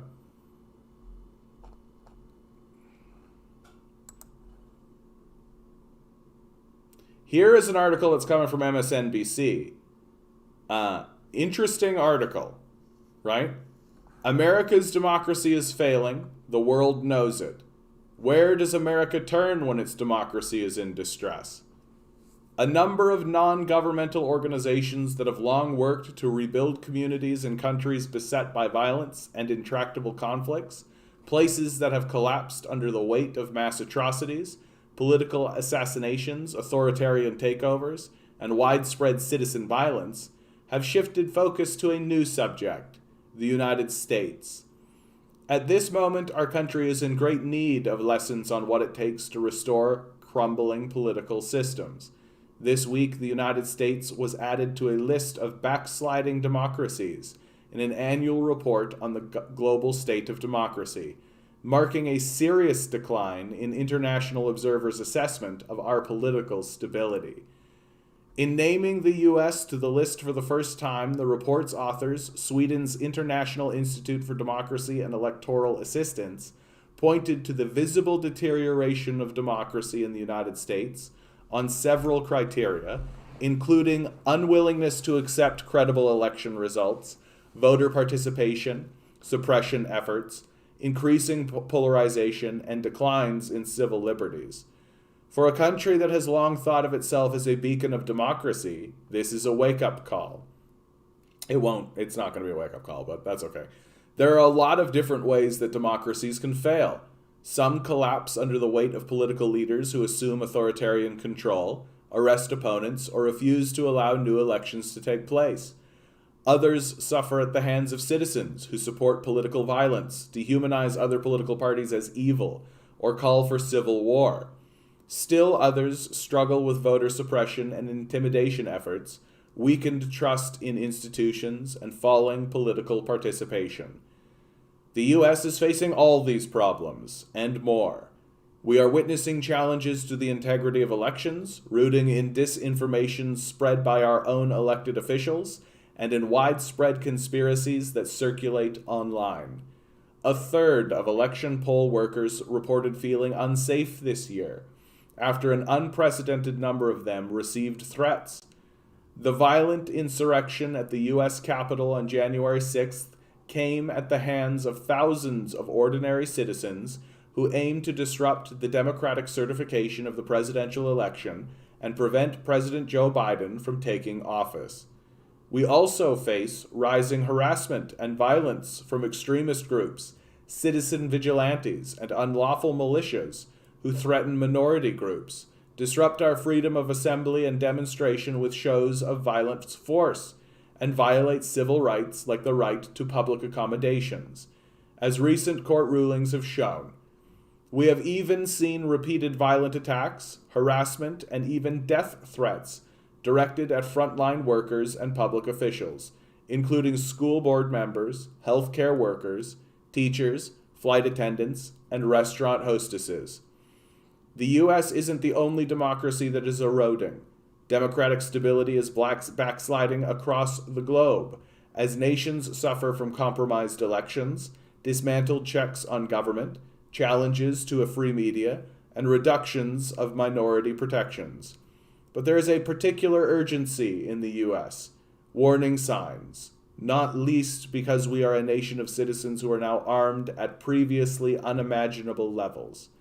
This year is on track to be the second highest year of firearms sales in history, following a record-shattering year in 2020, in which 21 million background checks for firearm sales took place, far above the average of about 8.6 million annual checks. Luckily, just because a democracy is in crisis does not mean it will collapse. On average, it takes about a decade from the onset of democratic backsliding to end in either democratic breakdown or recovery. But we are long overdue for a course correction. Aside from international NGOs focusing on fixing America's democracy, we can learn from the experiences of foreign governments throughout history too. Germany's post-World War II efforts to strengthen democracy included a wide variety of investments that simultaneously tackle right-wing extremism, racism, and anti-Semitism. South Africa built a National Truth and Reconciliation Commission to address the atrocities of apartheid and provide a path to restorative justice and healing. These cases demonstrate that it is possible, with sustained educational, national, and community investments, to create more informed citizens, restore trust across dividing lines, energizing youth engagement, and reduce political violence. Doing so requires significant educational and media literacy programming. It requires engagement across sectors, through partnerships with civil society, the tech and media sector, local governments, and faith communities. Ultimately, restoring democracy requires creating a nation in which every citizen and resident feels part of a shared community in which they have a voice and path to a common future. Notice what's missing from the article, right? Who can tell me what's missing from the article, right? Like, their concluding paragraph basically says it's up to the populace, right? Basically points the finger at the victims and the poor and says it's up to civil society, the tech and media sector, local governments, faith communities, right? We've all got to come together in unity. What's missing? Anybody?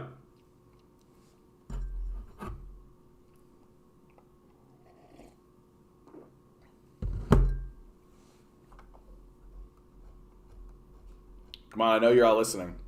I know there's a delay. Starts with an R, 4-letter word, rhymes with itch. Yeah, the Dems ain't gonna do jack. The rich, right? The rich. Who's in control of the political system? Who is central? Who is absolutely responsible for this decline in democracy? Right? The rich. Why? Because why would the rich want there to be a democratic structure? Why would Bill Gates, Elon Musk, Jeff Bezos, they don't want a democracy. Why would they want that? Right?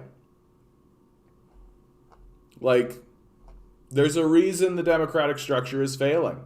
And it's because there are oligarchs in control, as there have been for decades now. And we're just beginning to see the consequences of this. And like, I've said it again and again, right? Like, if the democratic structure began actually spitting people out that were actually interested in helping the people, they would just get rid of it. And that's what they're doing. What's missing is the Debs been in office for a year and have done nothing but grease the skids for more. Yeah. No, and I thought it was so charming watching people be like, Biden's gonna come in and he's gonna be the new FDR. Biden's gonna be the new FDR for sure. For sure, he's gonna come in. He's gonna be the new FDR. He's gonna fix America, and everything's gonna be so much better because Mr. Biden's gonna make everything so much better. And it's just like, what are you fucking talking about? MIT has predicted society will collapse in 2040. That's oddly specific. I don't really go for like the oddly specific predictions, but I mean and maybe that's why Trudeau feels comfortable saying like, yeah, we'll get to net zero by 2050 because, you know, the whole thing will fucking come apart by 2040 anyway, right? I could say what I want, basically. Like,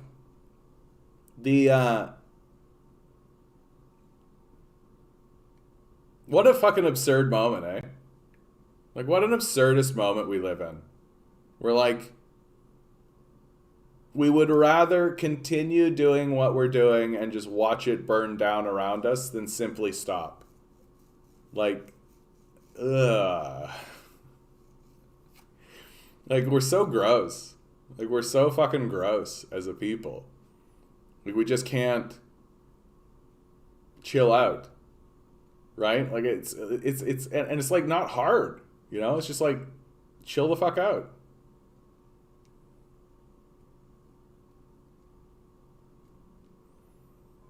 Yeah, I think onwards onto it. It will be slow with more people falling outside the boat who will be ignored. Well, and it's just like when we debate the collapse of the Roman Empire, right? There isn't actually a date, right? That there is no like official like this is the date where the Roman Empire like collapsed, right? That the collapse of the Roman Empire occurs over like a long period of time, and it happens because the Romans lose military authority. They lose the military support. Like, the people stop joining the military. They stop participating in the military, and that means that they can't really keep control of the outskirts of their empire. And so they lose administrative power and they lose administrative control and they can't maintain it. And so the empire recedes, right? Which is exactly what we're seeing from America. Yeah, it's not going to be like that. It isn't. Like, there's going to be moments, right? There's going to be like shocks and moments, and there's going to be currency crisis, and there's going to be economic collapses and supply issues and all of this kind of stuff. But there is no such thing as just like structure is here and then structure goes, whoa, right? It doesn't actually work that way. That it is like a steady, just degrading, right? And as the degradation happens, other things arise, right? Other things come up from it, and so it's actually much more complex, right? It isn't like boom and then we rebuild something new. It's literally like as this is coming down, something else kind of comes in. And it's more like a shift. It's more like a merger, right? Like it's more like, so the system starts to collapse and then it ends up looking like that, right? And then this part starts to go down and then this part kind of comes over and then it looks like that, and then this starts to flatten out and then something kind of else comes up out of here, right? Like that's kind of how it looks more. That it isn't like boom. Build, right? Yeah, a wildfire, a family loses their home, can't rebuild, they start living in motels, their lives are never the same, and their problems are ignored. They're not homeowners and taxpayers anymore, yeah, but multiply that by millions, yeah. Well, the Great Depression gives you a pretty good picture of what it's going to look like. And we're already there, right? We're already there. Like there's a million homeless people in the United States already, right? And that problem is going to get worse, right? And nobody is doing anything to address it. Not in serious ways. Like not in serious ways. And like this has political ramifications, right? This does create problems in the society, whether we like it or not. And are we going to even give a shit? Is that ever going to happen? We'll see. Workers held at gunpoint in modern-day slavery operation in Georgia, feds allege. Migrant laborers were allegedly forced to dig onions with their bare hands for pennies per buckets, as supervisors threatened them with a gun. For years, dozens of Mexican and Central American laborers were brought into the United States to work on Georgia farms as modern-day slaves, according to a newly unsealed federal indictment.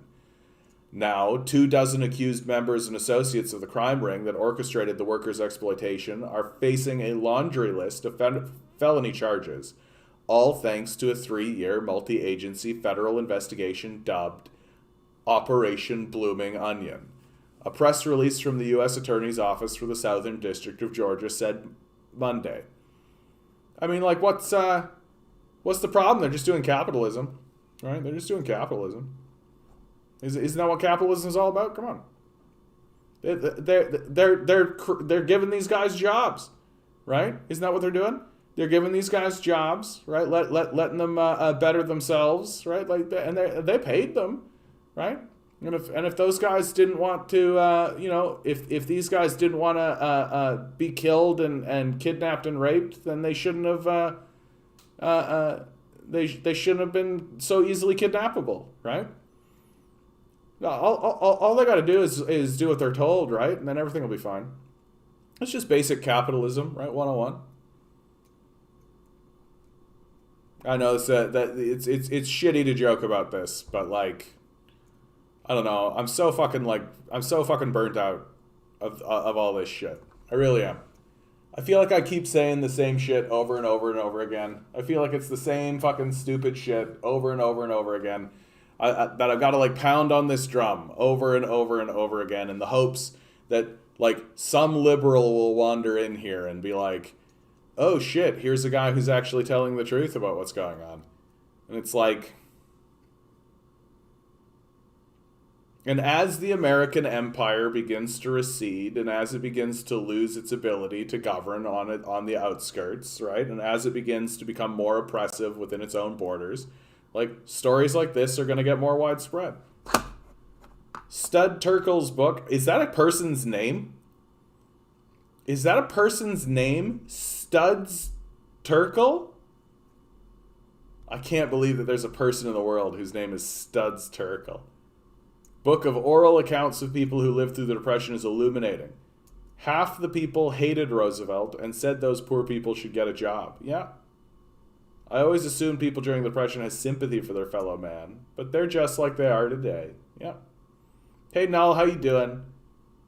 If our modern society collapses, it might turn out okay. Many empires have fallen and led to better things eventually. Well, I mean, it's always a up and a down, right? It's always an up and a down, and every society has positives and negatives, right? Every society has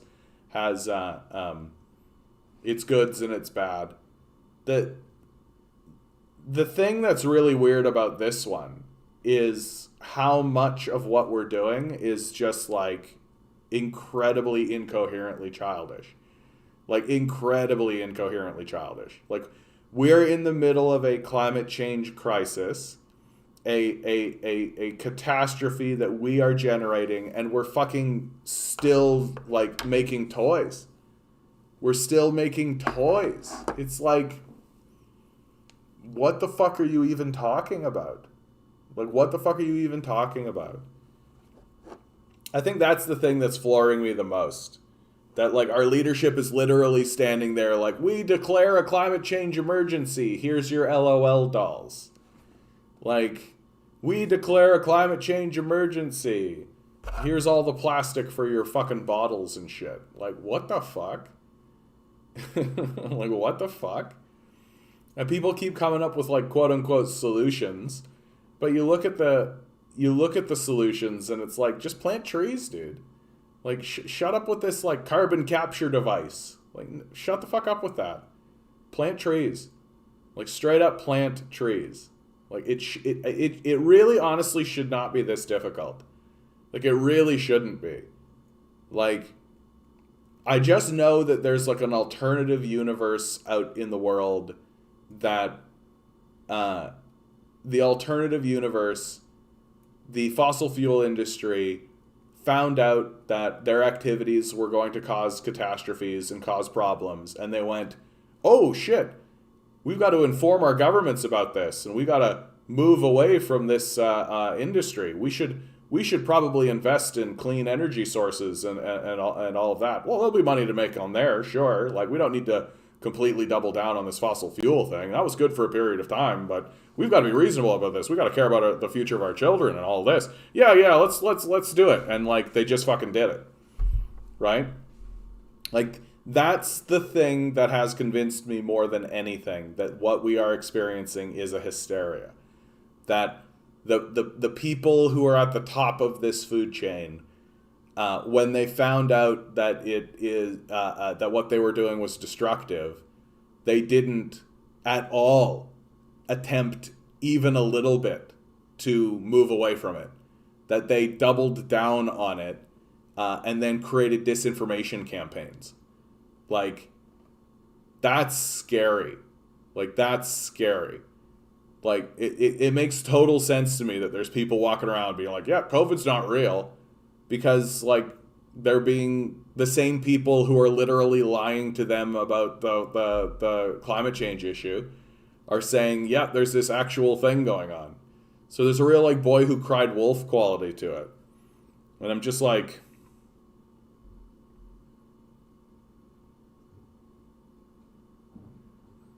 I'm really, really, really trying to understand.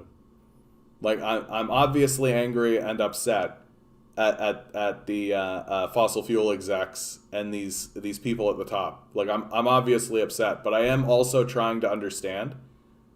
Right? I'm also trying to understand. Like, what the fuck? Why would anyone make such a foolish choice? And it's a completely foolish choice. Yeah, they're talking about an Omicron variant now. Yeah. Oh, dude, like the variants are gonna come. Like they're gonna come really fast.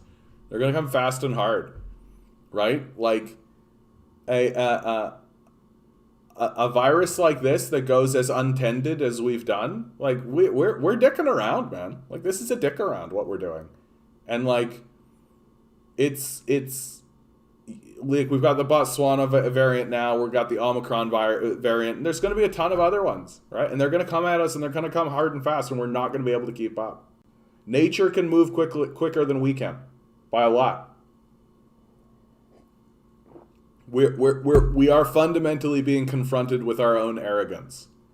That like we have been walking around this place being like, we're at the top of the food chain. We're the most powerful thing that the earth has ever produced. We're the greatest. Everything we do is the best.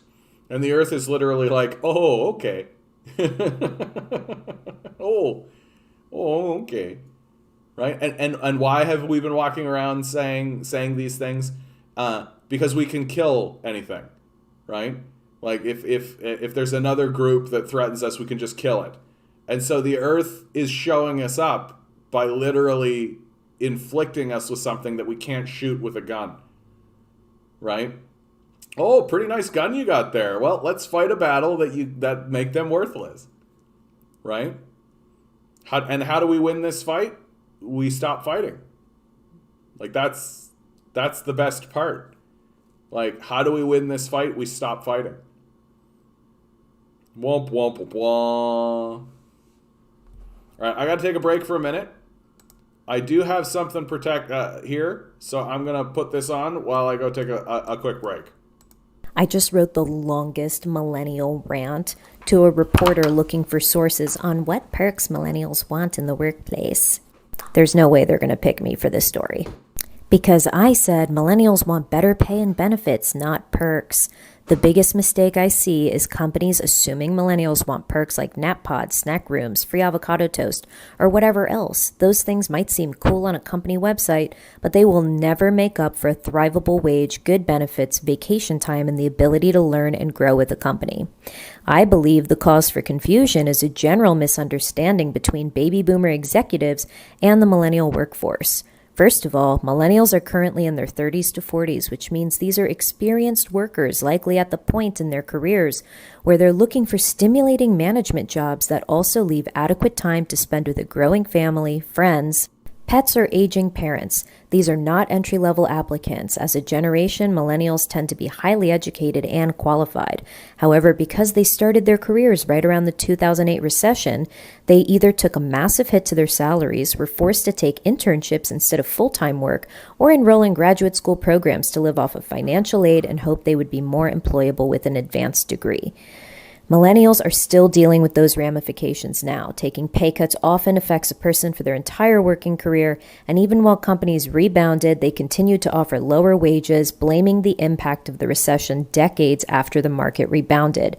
Now add student loan payments to the tune of $1,000 a month, rent that's still too damn high, unaffordable housing market, a couple of kids, and you have a forgotten generation of workers on your hands. It's taken the cultural shift of the pandemic, allowing for more remote work, that has given millennials the luxury of pickiness. So how do you attract top millennial talent, and how do you get them to stay? That's easy. Pay them well above minimum wage with at least a 5% raise every year to accommodate for increased cost of living, with clear, definable goals that give the opportunity for meritorious raises, benefits that cover mental health and infertility treatment, a minimum of 4 weeks vacation time so they don't need to choose between seeing their families at Christmas or taking a summer vacation, sick leave that includes openness around the need for mental health days, plus paid parental leave that reflects a home where both parents work full-time and don't receive any homemaking support. Opportunities to hone existing skills, learn new skills, receive certifications, internally transfer departments or take on new roles, mentorship, and anything else that provides ongoing challenges and engagement. Oh, and let them do it during company time instead of using their paid leave. If an employer can't provide these options, no number of nap pods or bottomless snacks will make up for it. Plus, a nap pod costs between $8,000 to $12,000, which would go much farther on a salary retaining a talented millennial rather than giving them an Yeah, it's like the infantilization of the millennials, right? Like it's, I'm so sick and tired of it. I'm so sick and tired that like people who are fucking 40 are being treated like children by people who literally are denying the existence of a crisis that is going to destroy the planet. Like,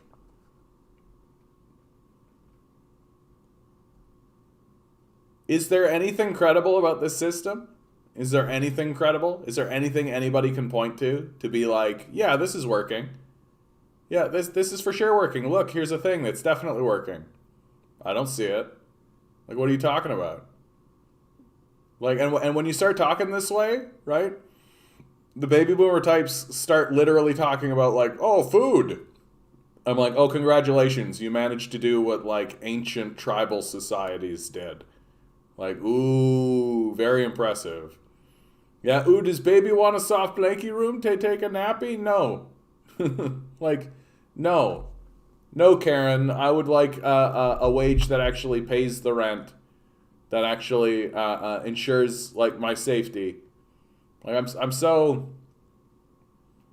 done with this shit, man. Like, I'm so done with this shit.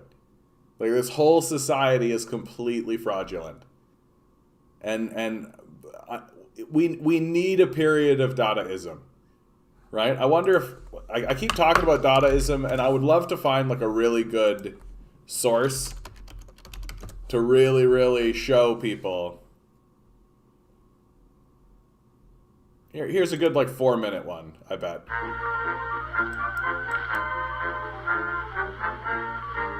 Oh, I should hold on. Stupid fucking. This is the dumbest shit of life.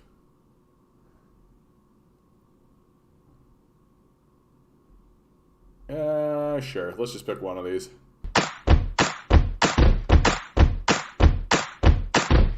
Have a good one, bud.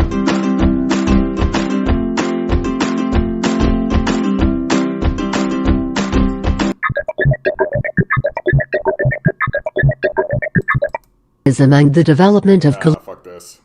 Fuck this. Dadaism was an art movement in Eastern Europe post World War One that came about because World War One was so hellish that the artistic community outright said, if any society that can produce the horrors of World War One is an illegitimate society and is completely incredulous, right? And the hallmark of Dadaism is that it's an absurdist movement that takes traditional classic iconography and subverts it and creates absurdism and sanctifies things. Right, so you see here's a picture. It's just the classic Mona Lisa picture, except they've like doodled on her face, right? And like in many ways, it does have like a childish presentation. If you're familiar with Monty Python, specifically what I'm thinking of is Monty Python and the Search for the Holy Grail, right? Monty Python Dadaism. The cartoons that they use, right, are extremely Dadaist in their expression and in their inspiration. Like in Search for the Holy Grail, when they're confronted with God, God is Karl Marx, right? Like that's an extremely Dadaist thing to do, and it's done in order to desanctify and to cleanse the society in a way that by removing the sanctity of things and by mocking it or at least rendering it absurd, it gives it a cleansing sort of idea. And our society needs that in an unbelievable kind of a way. We absolutely need a period of Dadaism where we go through and just completely render all of this like neoliberal trash that we are inflicting that is still being inflicted on us. We just render it absurd and mock it ruthlessly. And because any society that is producing these outcomes any society that is producing the outcome of climate change, these climate change catastrophes, any structure that's doing that is illegitimate. Like, completely illegitimate. There is nothing worth keeping. We need to cleanse it. We need to be rid of it. It needs to go away. And an absurdist Dadaist movement is exactly the thing to do it.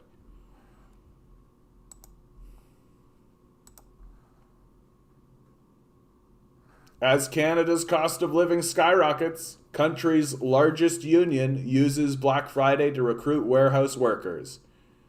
Country's largest union has set its eyes on Toronto and Montreal workers uniting.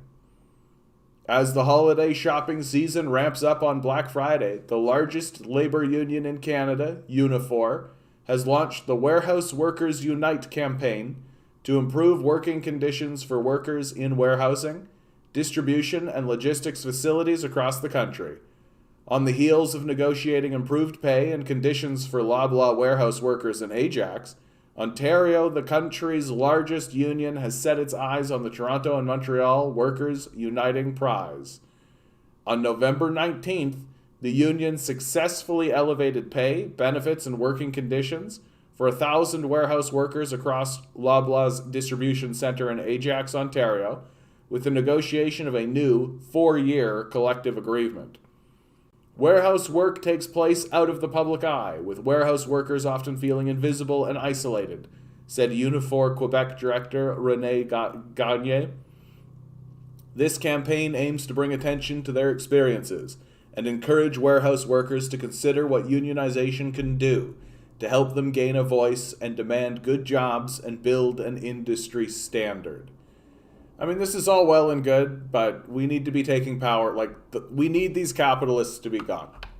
Like, we need these capitalists to be gone from the conversation. I'm so, like... I don't know why we are begging for scraps, you know? I don't know why we're begging for scraps. That's really what we're doing. Like, that's what the Fight for 15 movement always was. That's what, that's... Like, literally, these guys are making billions of dollars off of our labor. They're making billions of dollars off of our labor while they make things worse for us. Objectively worse. Like, I don't understand why we're tolerating them. That the tenor of the conversation should shift away. It should completely shift away from we need to improve our lives with a 0.2% raise or something, to literally, we need to be rid of these capitalists.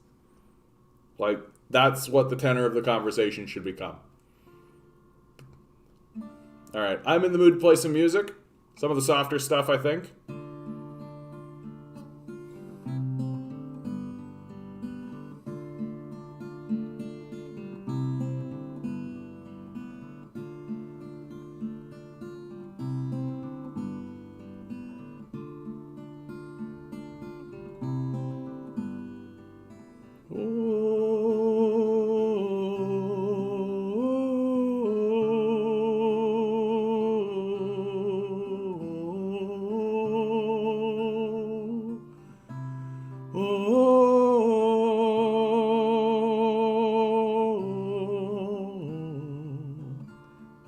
To kindly put down the gun. You don't need to hurt anyone. World's too hot, the people are too cold. Not gonna bother getting old. My work turns to bombs, my life's a lie. No one will notice if another girl dies, and doesn't need to be this way. Doesn't need to be this way. Doesn't need to be this way.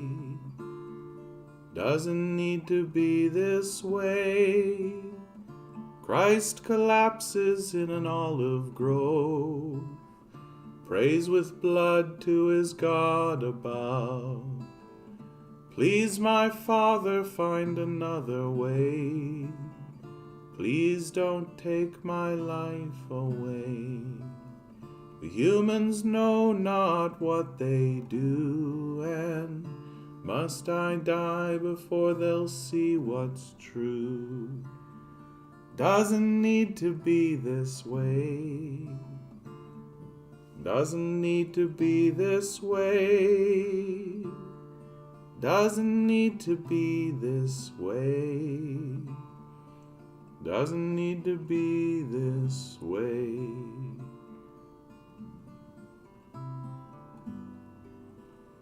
She asked me kindly, put the needle in. I can't bear this world of sin. I'm racked with pain and I wish to die. Only God knows the reasons why. Why do we want to live this way? A soulless people who forgot how to pray, and doesn't need to be this way. Doesn't need to be this way. Doesn't need to be this way. Doesn't need to be this way. Ooh.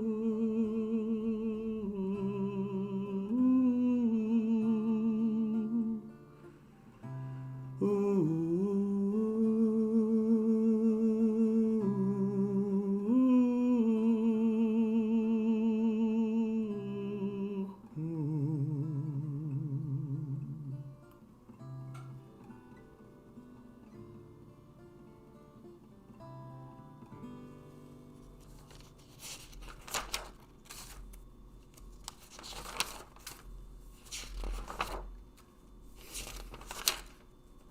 There's something peaceful about that one. There's something peaceful about that one.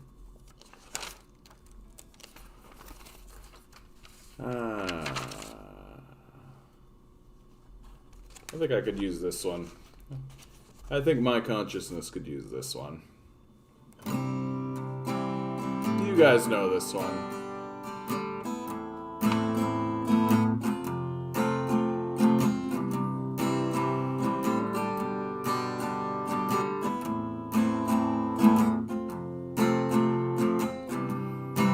Got asked a question by my niece who's 5 years old.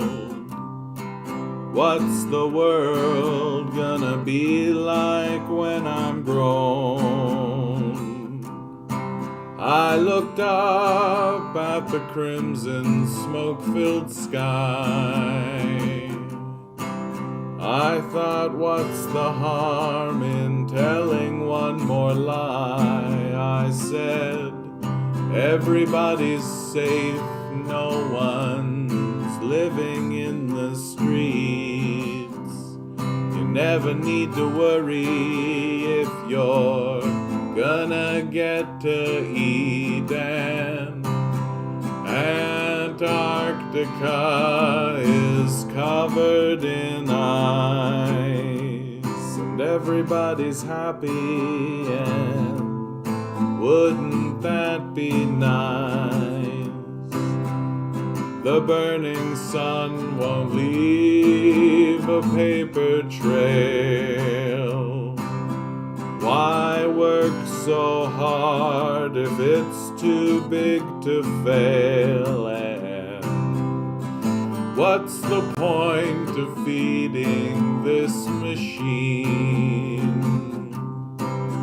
if it won't make the world in our dreams where everybody's safe, no one's living in the streets? You never need to worry if you're gonna get to eat. And Antarctica is covered in ice, and everybody's happy, and wouldn't that be nice?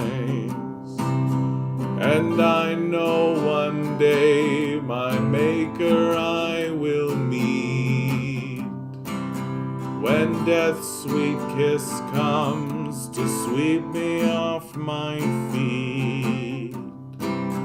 I hope by then we've learned a little more. I'd like this place to be better than before, so everybody's safe, no one's living in the streets. You never need to worry if you're gonna get to eat, and Antarctica is covered in ice, and everybody's happy, and wouldn't that be nice when everybody's safe, no one's living in the streets. You never need to worry if you're gonna get to eat, and Antarctica is covered in ice. Wouldn't that be nice? Wouldn't that be nice? Wouldn't that be nice? Antarctica is covered in ice.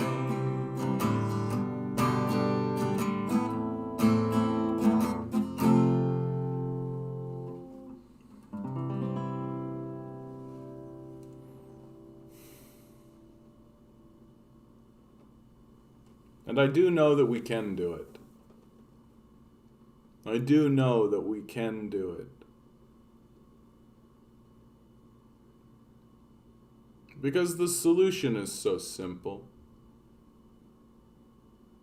That we are working so hard to keep this problem going.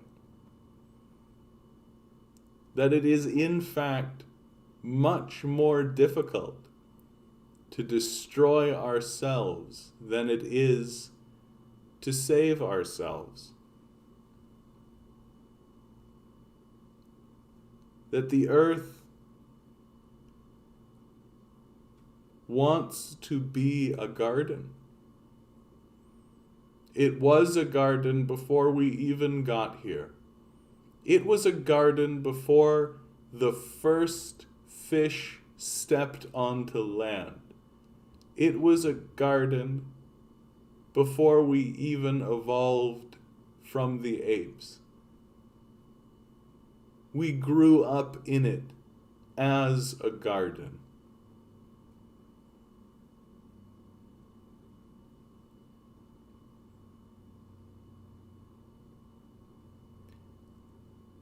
And when we snap out of this mass hysteria that we have caught ourselves in, when we snap out of this mass hysteria,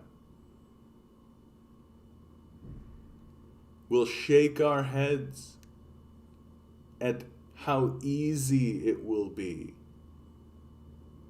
for us to just sit back and watch the earth heal itself. And if we want to be here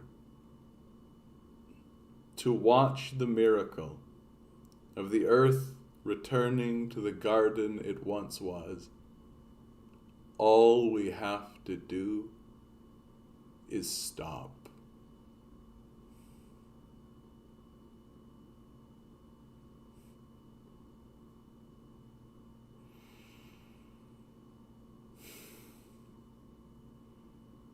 Good to see you pissed off, bud. I was actually thinking about you.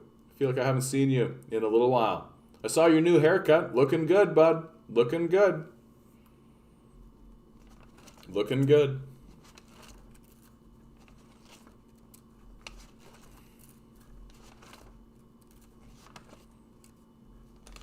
I think I'm going to play one more. I think I know the one. Yeah.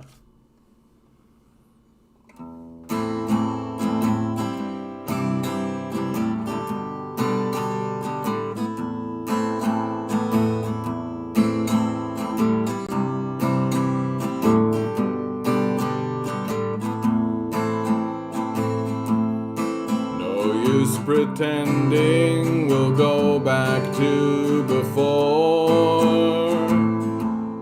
Psychopath nations shatter hard upon the floor. Dumb politicians trick us all with stupid grins. They'll run for cover while we pay for their sins. I'm sad. Everybody let us down. I'm sad. We burn the whole world down. Just keep on working, pay no attention to the smoke. Just keep on working, nobody cares if you're still broke.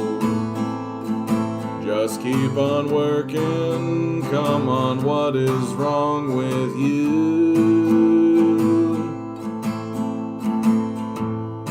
Just keep on working, try not to think about the truth. And I'm sad. Everybody let us down. I'm sad. We burn the whole world down. God has no mercy for those who kill themselves.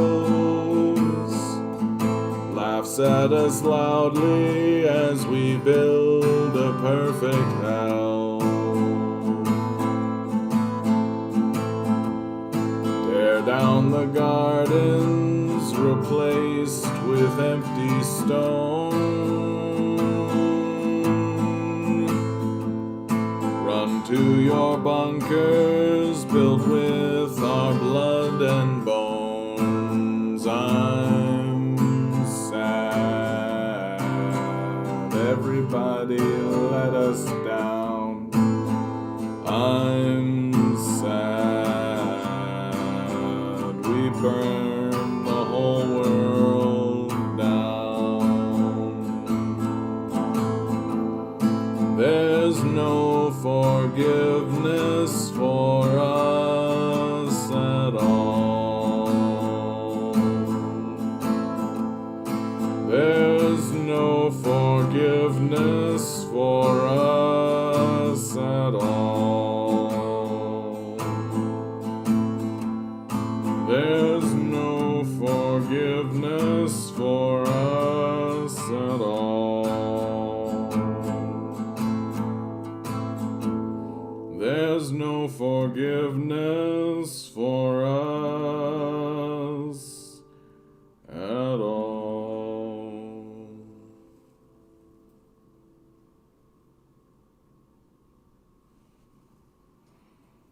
Man. Man.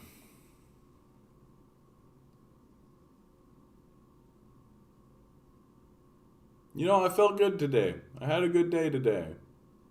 And I think it's because I had a good day that I'm beginning to see now that, like,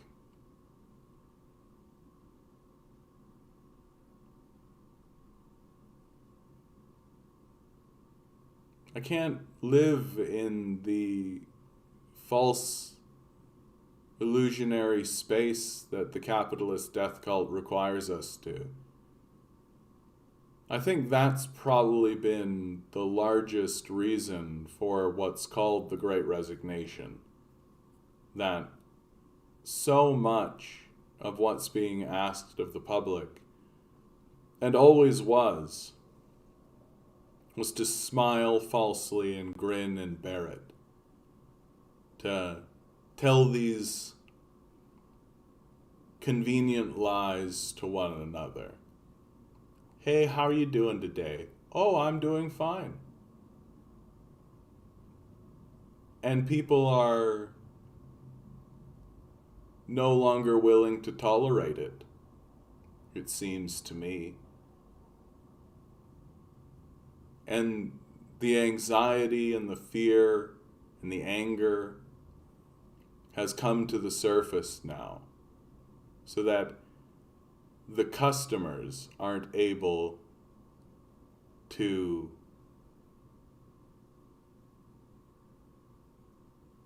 maintain their decorum either. And so the whole thing is coming apart. That the only relations we were allowed to have with each other in the public sphere were commercial. That I sell myself to you. These false relationships. And it's become intolerable. This is no way to live a life. This is no way to exist in the world. This is no way to be a human being. To spend all of our time on these absolutely worthless pursuits. To achieve what? For what? To do what?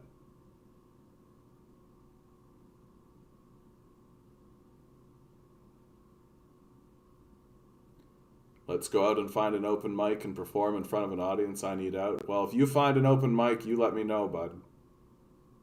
Seriously. Like, I haven't found one. That comedy is opening up for some reason, but the open mics aren't. It's not the time. It's not quite there. We're not quite ready.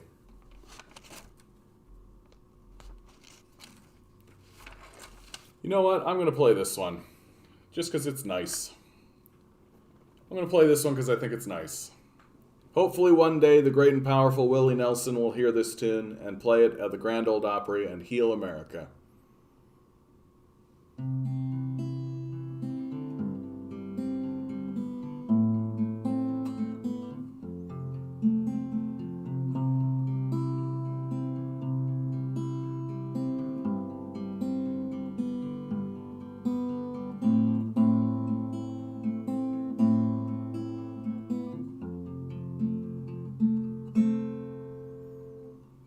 I was just a little boy when my mom and dad divorced.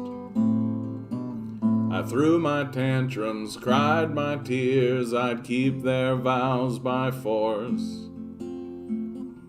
Now that I'm an older man, I see it had to be this way.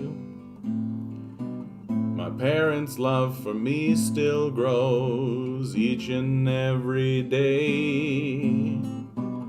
Time passed me by so swiftly, I could have been a better man. And every day I'm trying to do the best things that I can. And though they're not the people that I expected they would be, I love them all the same. I just want them to be free.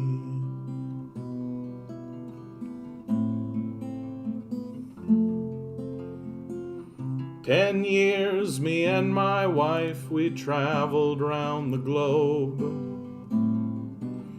binding vows and shared mistakes, they filled our hearts with hope. Then one day she tells me that a man is not for her.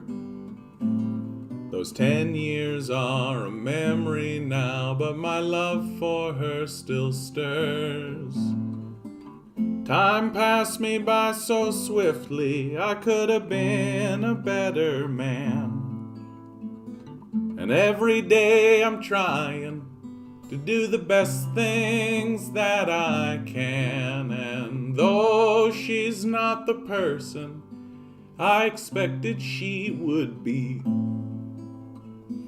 I love her all the same. I just want her to be free.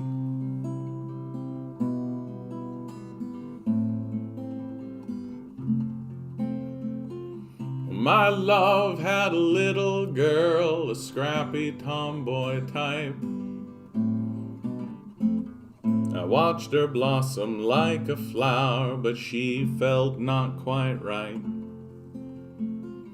Then one day she tells me she's a young man, not a girl. I picked her up and held her close, then sent my son into the world. And time passed me by so swiftly, I could have been a better man. And every day I'm trying. And though he's not the person that I expected he would be, I love him all the same. I just want him to be free.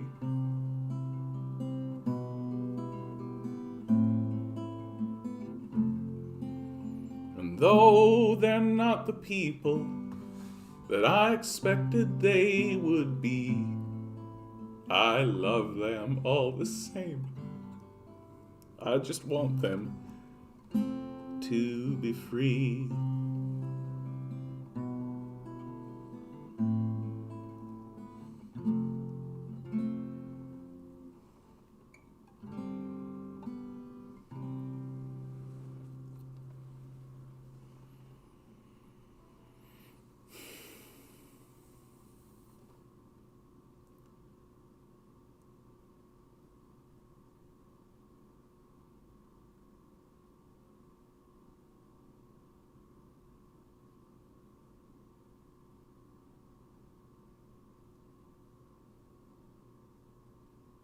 I just don't get why we're so fucking stupid.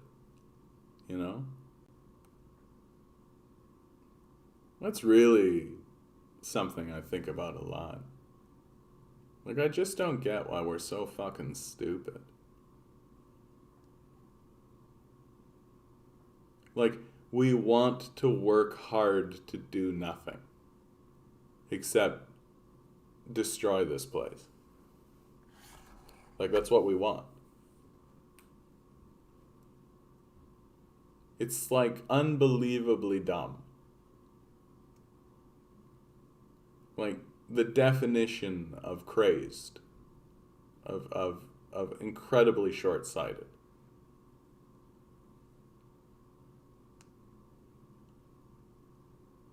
There's one tomorrow in Kensington Market. It's every Thursday. Isn't tomorrow Saturday?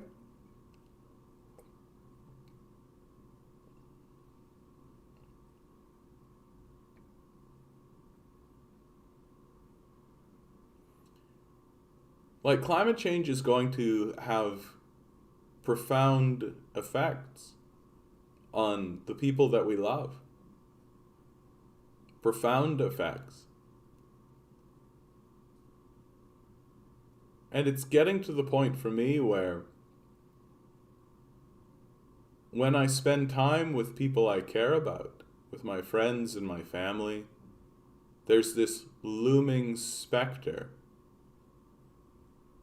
This looming specter surrounding every conversation that I'm having.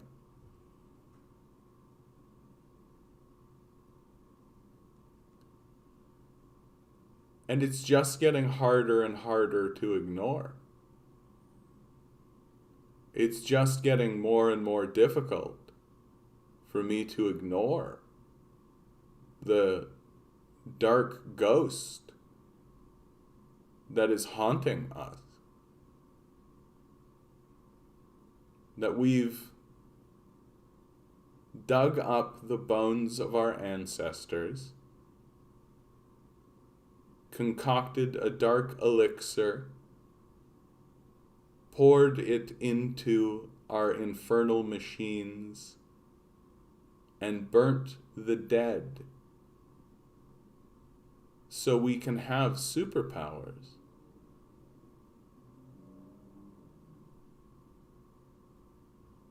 And they have escaped into our atmosphere.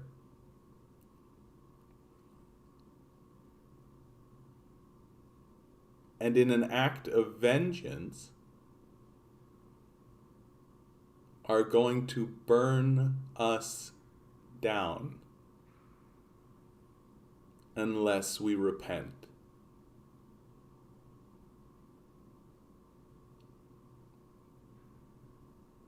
That we brought the dead back to life.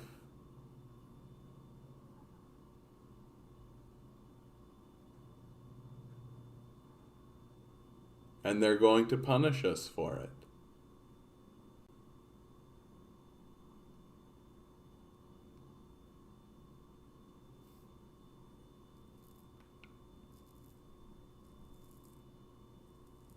And in a beautiful kind of way.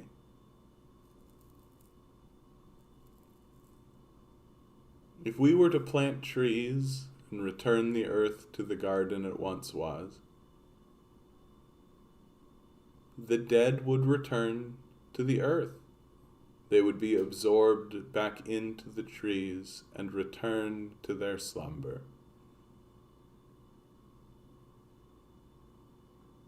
It's kind of a lovely thought, in truth.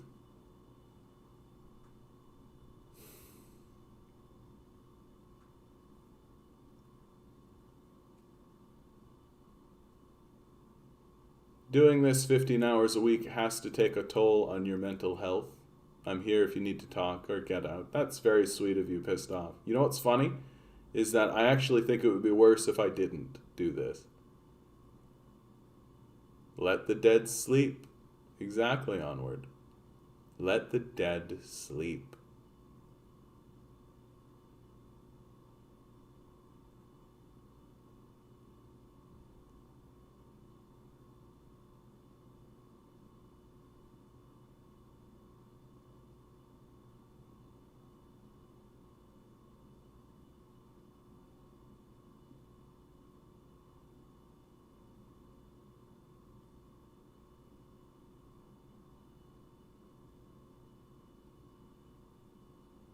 And there isn't a single person in a position of power right now. Not one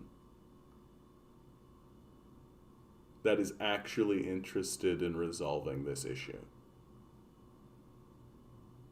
They're not interested in resolving it at all.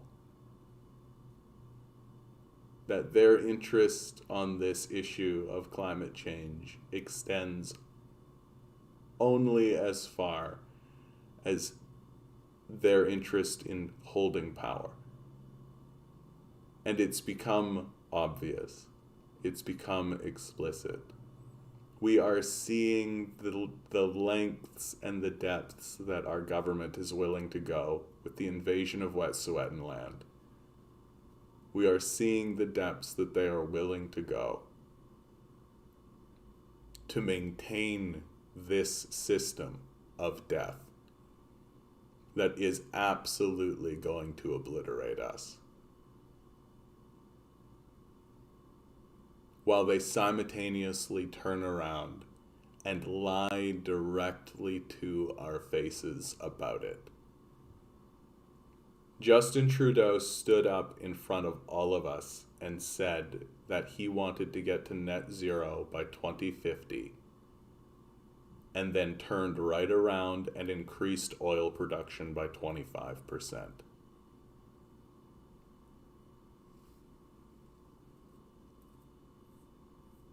How is that not treason? How is that not a betrayal?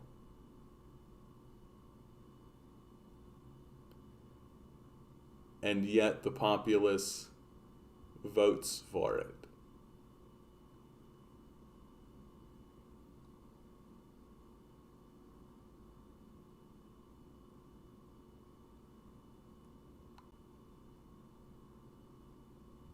maybe we do deserve it. You know? Maybe we just simply deserve what's coming.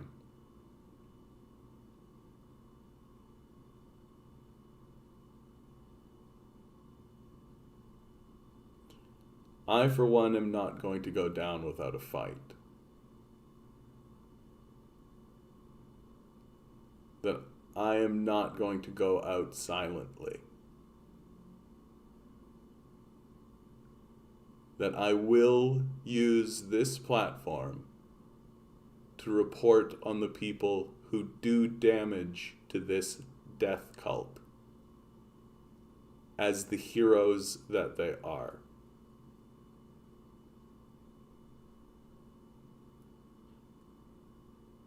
That it is our duty, if we cannot seize power, it is our duty to tell stories about the demonic force that seized our nation.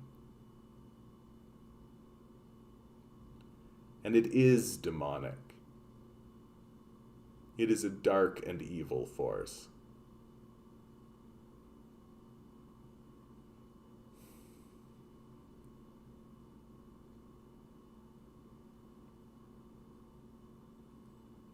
Yeah, right now it's only -2. I've actually got my window open, for God's sakes. That's my Manitoba blood. It's one of my favorite things. I go outside all the time wearing just like kind of regular clothing. I'm not dressed too warmly. People have looked at me and they've been, "Aren't you cold?" And I just look at them and I say, "I'm from Manitoba." And everybody just goes, "Oh yeah, okay. Oh yeah, okay."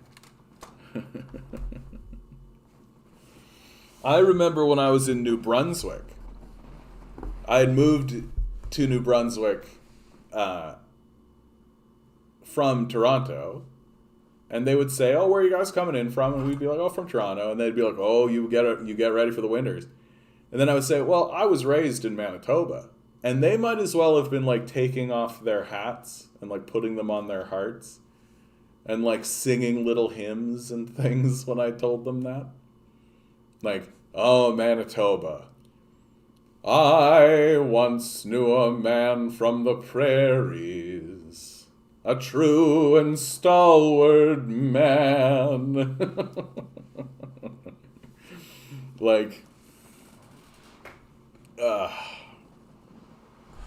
time on the East Coast, man, what a time that was. Did some beekeeping. I miss the beekeeping, I have to say. It would be nice, actually. Like, if I were to leave the city, I definitely would attempt to pursue beekeeping again. Bees are fascinating.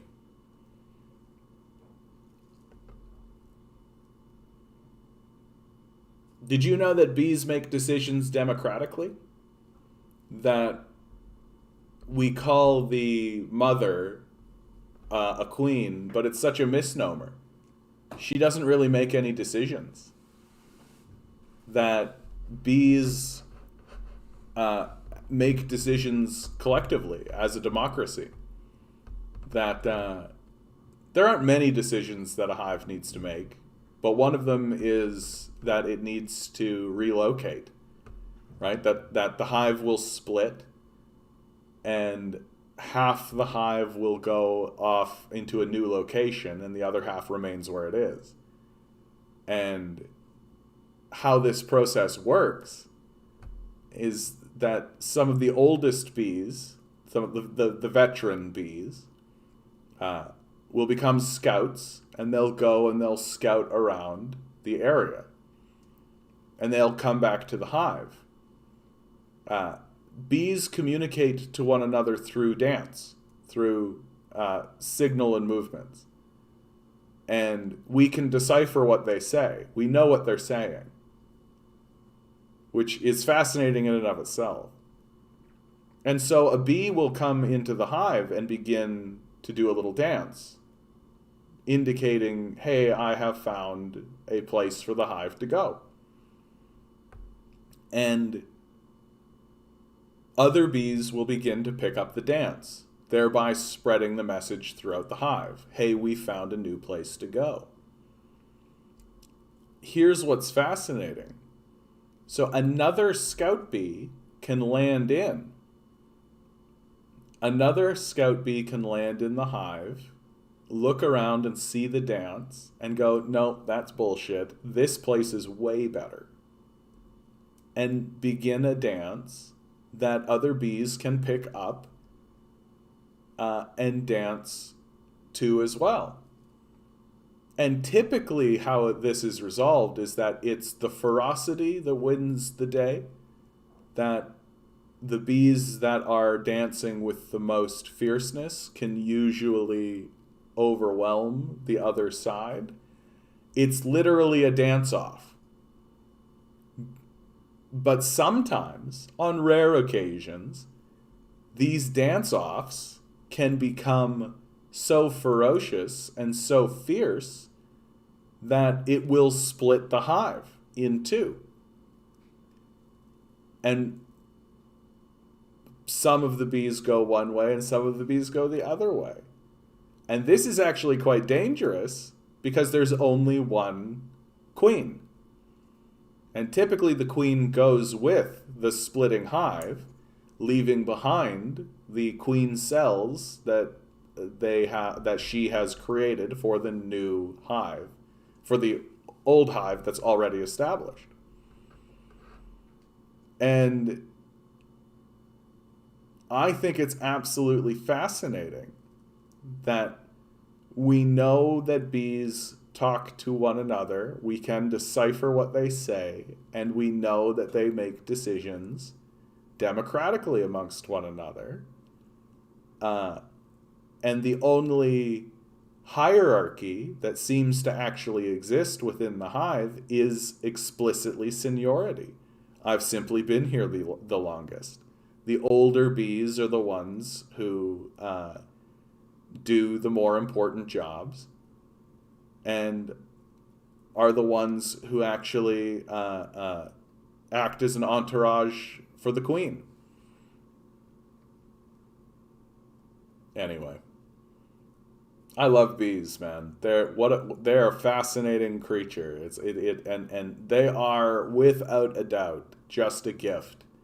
They produce way more honey than they can eat. They will always produce honey. They will just consistently do that.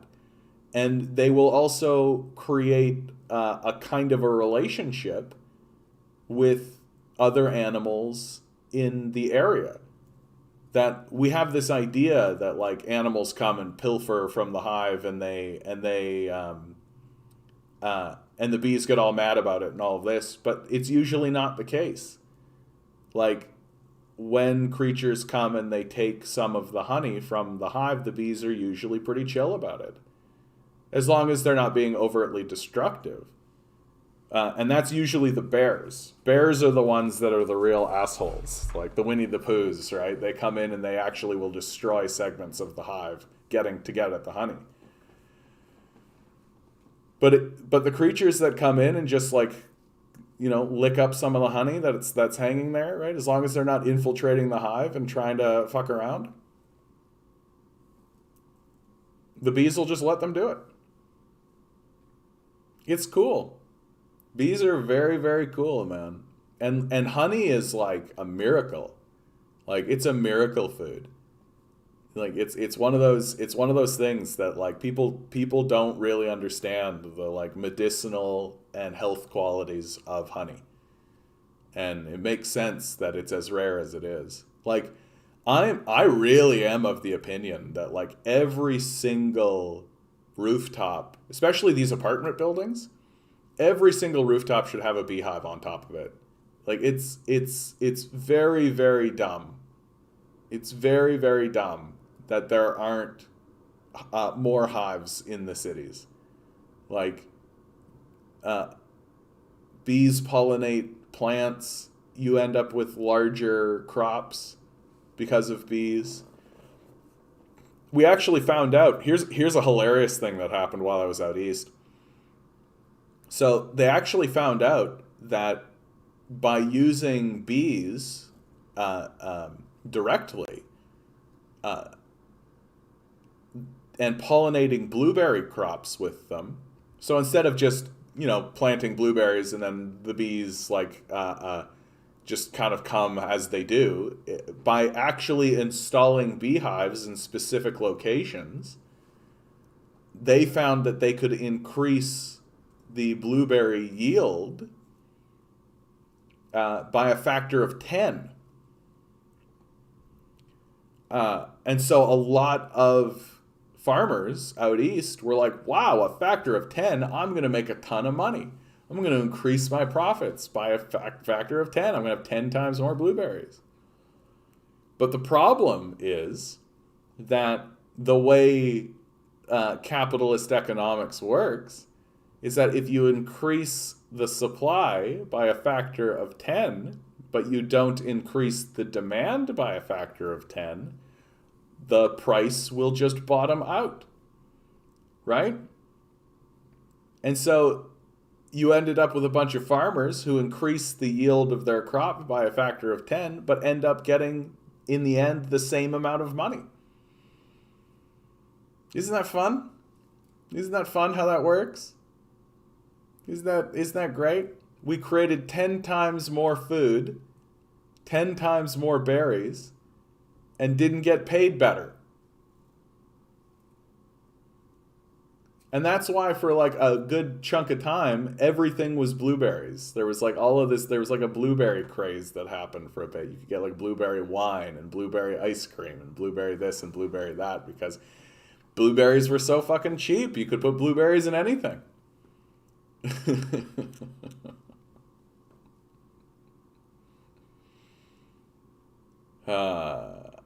And it just goes to show you how stupid our system is. Like, we should be rewarding farmers for this. We should be looking at farmers and being like, you found out how to make 10 times the amount of food. You found out how to make 10 times the amount of berries. And the only reason why you're not immediately rewarded for doing that is because the market, the chaos market that's supposed to bring order for everything, wasn't prepared to accommodate that.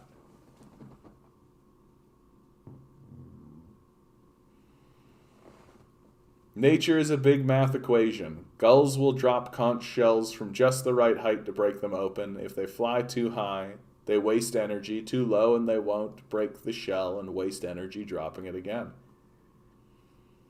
Yeah, man, like crows blow me away. The shit that we've seen crows do, like crows are as smart as we are, for sure. I believe that without beyond the shadow of a doubt. Like crows are as smart as we are. Like, sure, they don't have the opposable thumbs, right? So they can't like grab hold of stuff the way that we can, but they can fly, right? They can fly. Sometimes I look at crows and I'm just like, you guys have really got this shit figured out. Like, you've got this shit figured out. Like, the rest of us are like rushing around trying to pay bills and stuff, and crows are just like, chill the fuck out. Chill the fuck out, man. Get some nuts. Like, don't worry about it. Like, stop panicking. Stop panicking. Oh, yeah, give them a twig. You'll be amazed by crows. Yeah, crows can use tools. Like, we've seen them do this. They can figure out they can figure out systems. Like, if you put a vending machine, like we've recorded them doing this. If you have a vending machine that'll spit out like food, crows know how to put money in a vending machine and then actually like hit the buttons to get the thing they want. And they'll do it. Like crows are as smart as we are, for sure. I believe that in my heart of hearts. There are other creatures too, like octopus. Octopi are for sure as smart as we are. Absolutely. Like what we're doing with octopi, where we're like jamming them in fucking aquariums and shit, and like isolating them and all that kind of stuff. That's fucking crime. That's evil. What we're doing, because they're as smart as we are, for sure. I definitely believe that. Like the only thing is like they don't speak English. Like if a fucking octopus could speak English, it would talk like we talk. Like it's just as smart as we are, right? We're not as smart as we think we are, you know? Yeah, humans have escaped this, but consciousness is wasted on us. Yeah. Like we're like spending all our time on toys and shit, just like distractionary bullshit, right? Like we keep distracting ourselves with dumb movies and like stupid, just the most childish drivel we can possibly come up with, and for fucking nothing, for like nothing at all. It's just a faff. It's just a total faff. And it hasn't always been this way. Like there have been human societies that I've looked at and been like, man, that's fucking baller what they were doing. Like when human beings were building the pyramids, that shit's baller, dude. Like the whole pyramid structures, like all that kind of stuff, they were outright trying to create a timepiece. It's what they were doing with the pyramids, that they were attempting to align the pyramids with celestial bodies in order to prove scientific theories and shit. Like one of the big purposes for and there's lots of reasons for the pyramids, but like one of the big reasons for the pyramids is they were asking the question of like, oh, is this a circle? Do we just go around the sun the one time and like it just goes in a cycle and then we back to the start? And through the building of the pyramids, they actually discovered, no, we don't go around the sun once and then go back to where we started. That there is slight deviations. And they actually did discover through this process that eventually the slight deviations do come back, that it is ultimately a cycle. But it's not simply the Earth goes around the sun one time. That it's like a millennia long cycle. And the Egyptian pyramids were built and designed in order to prove that that's the case. And like these guys were like, to build the pyramids, they accounted for the curvature of the Earth, so they knew the Earth was round.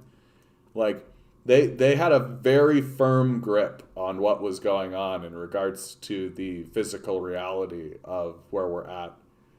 And I really strongly believe that a lot of it was done as like a cultural project.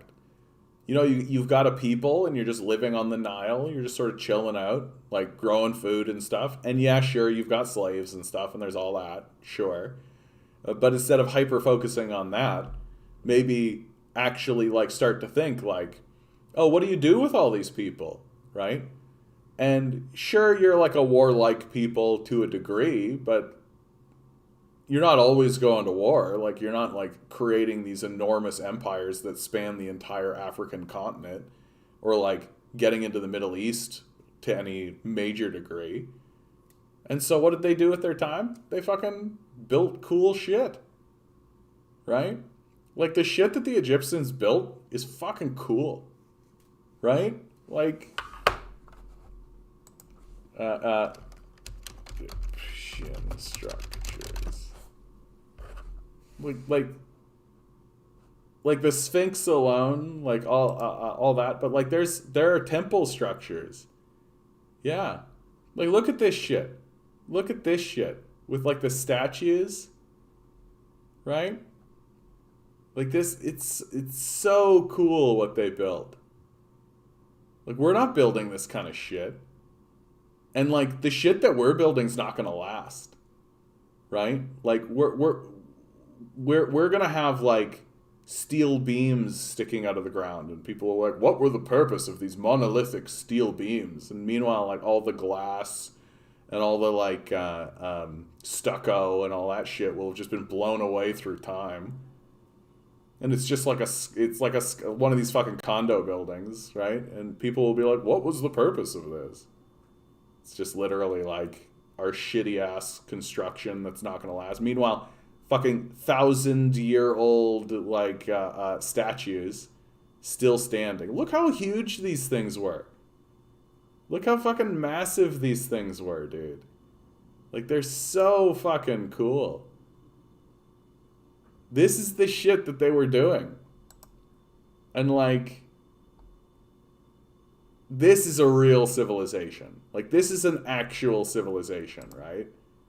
Like, this is a real group of people who did some real cool shit. And we're doing some, like, really baller stuff. And, like, trying to find mathematical discoveries and science and art and Egyptian fashion. Like, just the fashion of it, right? It's so fucking cool. And, like, the art and, like, the whole thing, it's so goddamn baller. There's a reason why we keep using it in our movies and stuff. Because it's so cool. The ancient Egyptians had a pretty stable civilization, not a lot of imperialism and wars comparatively. Well, I mean, it's helpful that they had the Nile, right?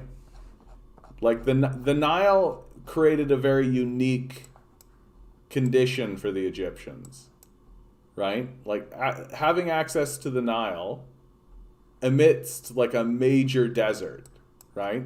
So, like, how do you even do imperialism under these conditions when, like, this is where your food is coming from, right? Like, this is where all your food is, for sure. Like, getting into the Middle East to do war and shit, like, oh, what a disaster.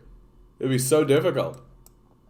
It'd be so fucking difficult to do any of that kind of shit. So yeah, like, you just stick around on the Nile, grow a bunch of food, right? It's so goddamn cool. And then you've got, like, the Babylon. Yeah, we need more sand. Then you've got, like, the Babylonians, right? Who also were just, like, creating all kinds of cool shit. And also, like, a highly scientific society.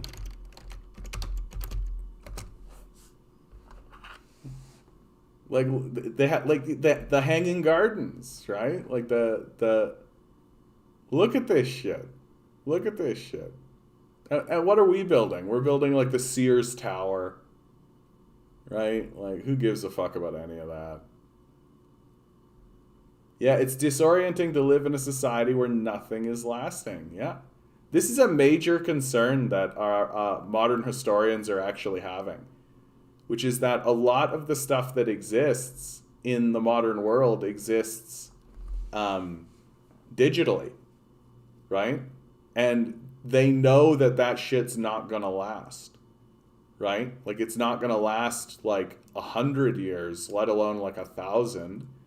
And so there are actually, like, historical institutions who are dedicated to creating firm, real copies of things that are going to actually maintain the historical truth of what was going on during this period of time, so that future generations will actually have something to look at and be like, oh, okay, like, here it is. That you can't just put it on a USB drive, right? Because the USB drive itself will corrupt and degrade. And then on top of that, like, will they even have the technology to even connect to this USB to get the information in the first place, right? Like, you just imagine, like, 500 years pass and then somebody finds a USB stick and they're looking at this thing being like, what is this for? Like, what is this relic that I am looking at?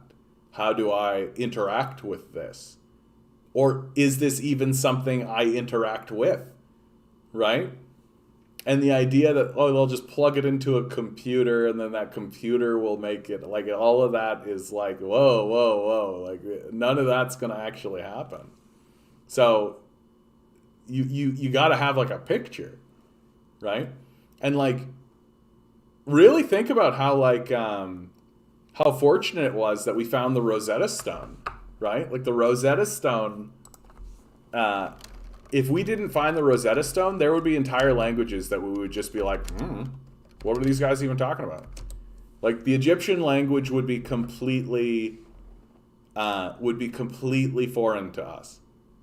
And the Rosetta Stone is a granodiorite stele inscribed with 3 versions of a decree issued in Memphis, Egypt, in 196 BC, during the Ptolemaic dynasty, on behalf of King Ptolemy V Euphrates.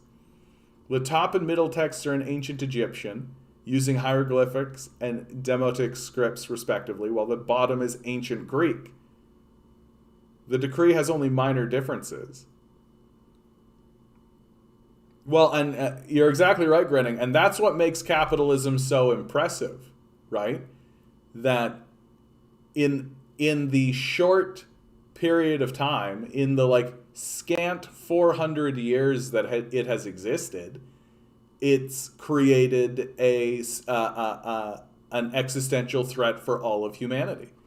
That's very impressive, right? No other civilization has managed it.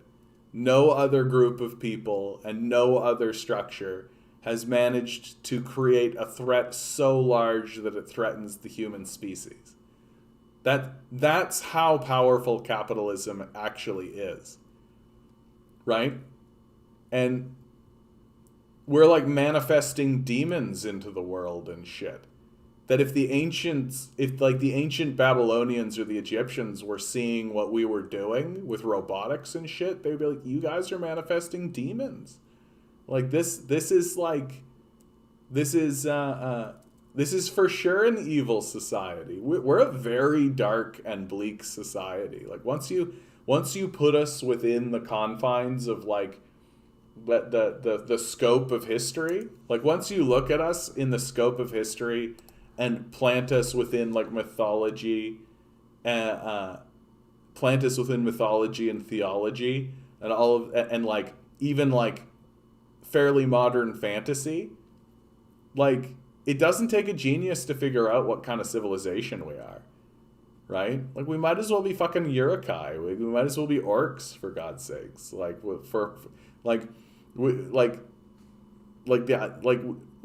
might as well just be worshippers of the Eye of Sauron. We're insane. Hey Dave, how you doing, bud? All expansionist societies have hit a wall and collapsed, for sure. For sure. And we're due. That's why any evaluation of civilizational collapse has to have a special criticism of our current economic system. It's not civilized at all. Yeah, absolutely.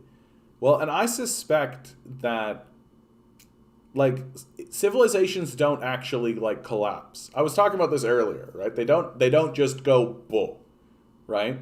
That usually they just morph into something. That if there is a collapse, it's usually because of military conquest. But there are plenty of examples of society, of empires and civilizations that didn't collapse. They just sort of withered away. That's what happened with the Roman Empire. The Roman Empire didn't collapse. There wasn't one moment that you can look at and be like, that was the end of the Roman Empire, right? It just sort of withered away because the populace itself refused to participate in it any longer. That the rise of Christianity, as well as other religions at that time, carried with it a message of peace, generally. And given that the empire required constant, persistent military conquest in order to sustain itself, once people stopped participating in the military, it wasn't able to maintain itself. And you're seeing a similar thing happen in America, where people are no longer participating in the military in the same level that they were, because people are losing faith in the military, and for good reason. And so the American empire is losing control. They can't maintain an outpost in Afghanistan anymore. They've had to withdraw. They can't maintain they're not going to be able to maintain Iraqi outposts very much longer, so they'll have to withdraw. And they're not able to maintain control in South America any longer, right? And so all that's really left for America is to just continue bullying Africa, right? Which is what they have always done that, but like, and even that is going to wither away. Like, and as the United States empire declines, because they no longer have the resources to be able to sustain this, China's just coming in and connecting rail to all this shit. My partner said that the Roman Empire became so fascist it ate itself. Well, it didn't become fascist, but they were publicly crucifying people, right? Like, we simply cannot even perceive that. Like, we don't actually have the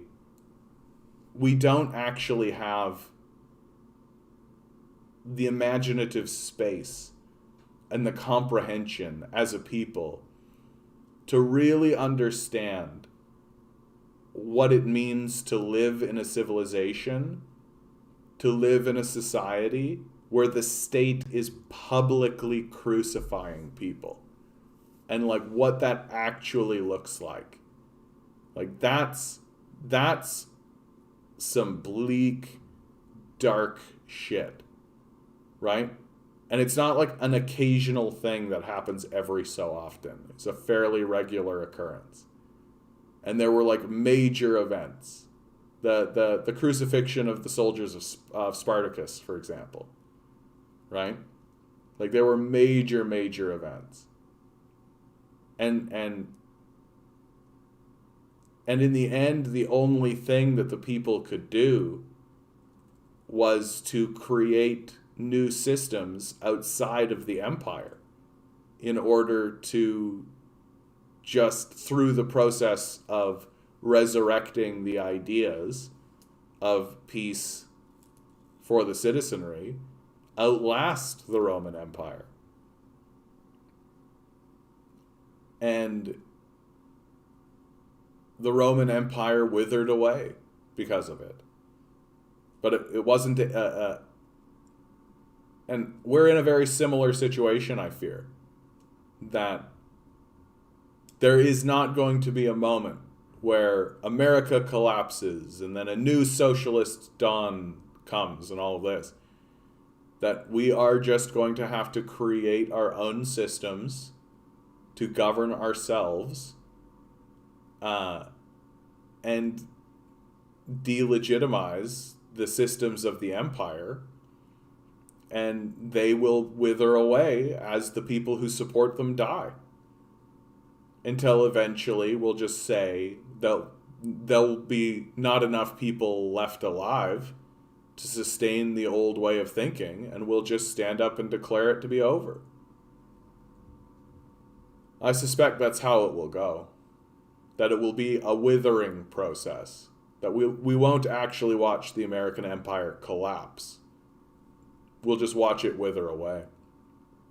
As it begins to... Well, I mean, Grinning, you said crucifixion is to authoritarian regimes what propaganda is to democracies. But, like, America's going to go through a heavy authoritarian period.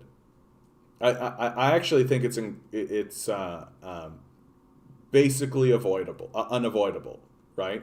That the oligarchs who control the United States will eventually use brutal tactics. Like, we already know, like, George W. Bush was using torture explicitly, like, outright. So there's your first sort of kick at the can. And, like, we know about the Chicago black sites, like... So they're already using torture. They're already using these sorts of things. It is, in my view, only a matter of time until there are like public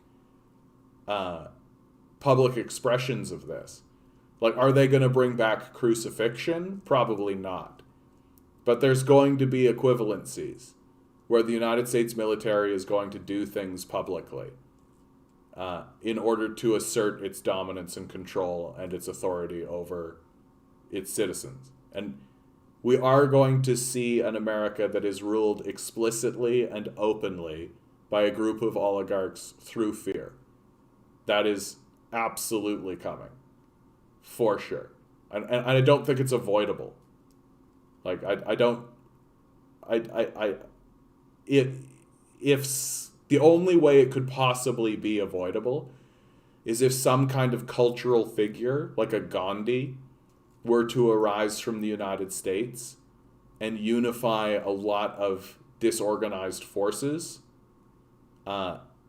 in order to galvanize the populace and also convince the ruling structures that a peaceful society is a stronger society and a better off society. Is that going to happen? I doubt it. I'd love to see it. I really would. I'd be really happy. I'd be really quite pleased if I started to see that. But of course, then there's no guarantee. Like, such a figure coming out of the United States will likely just be assassinated, right?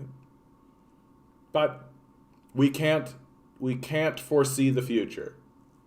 We can sort of see trends and see things that are predictable, right? A plus B equals C, that sort of stuff. But anytime we start predicting the future, then the future has a way of making us look like assholes. All right, guys, we've hit 9. Yeah, they all mysteriously die. Exactly. We've hit 9. I hope you guys have a good weekend. I've got to go do some capitalism for a couple of days. Try to pay the bills. Please like, please share, please subscribe. Consider donating to my Patreon. If you're only donating $1, maybe make it $2, right? Have a good weekend. Relax. Have a drink. Have a smoke. Do all the things. Take care of yourselves. Give your mom a call. Give your dad a call. Always remember, each and every one of you is a quantum being standing around in quantum energy. These guys are spending hundreds of billions of dollars trying to make sure you never realize it. Don't let them. Good luck. We're going to need it.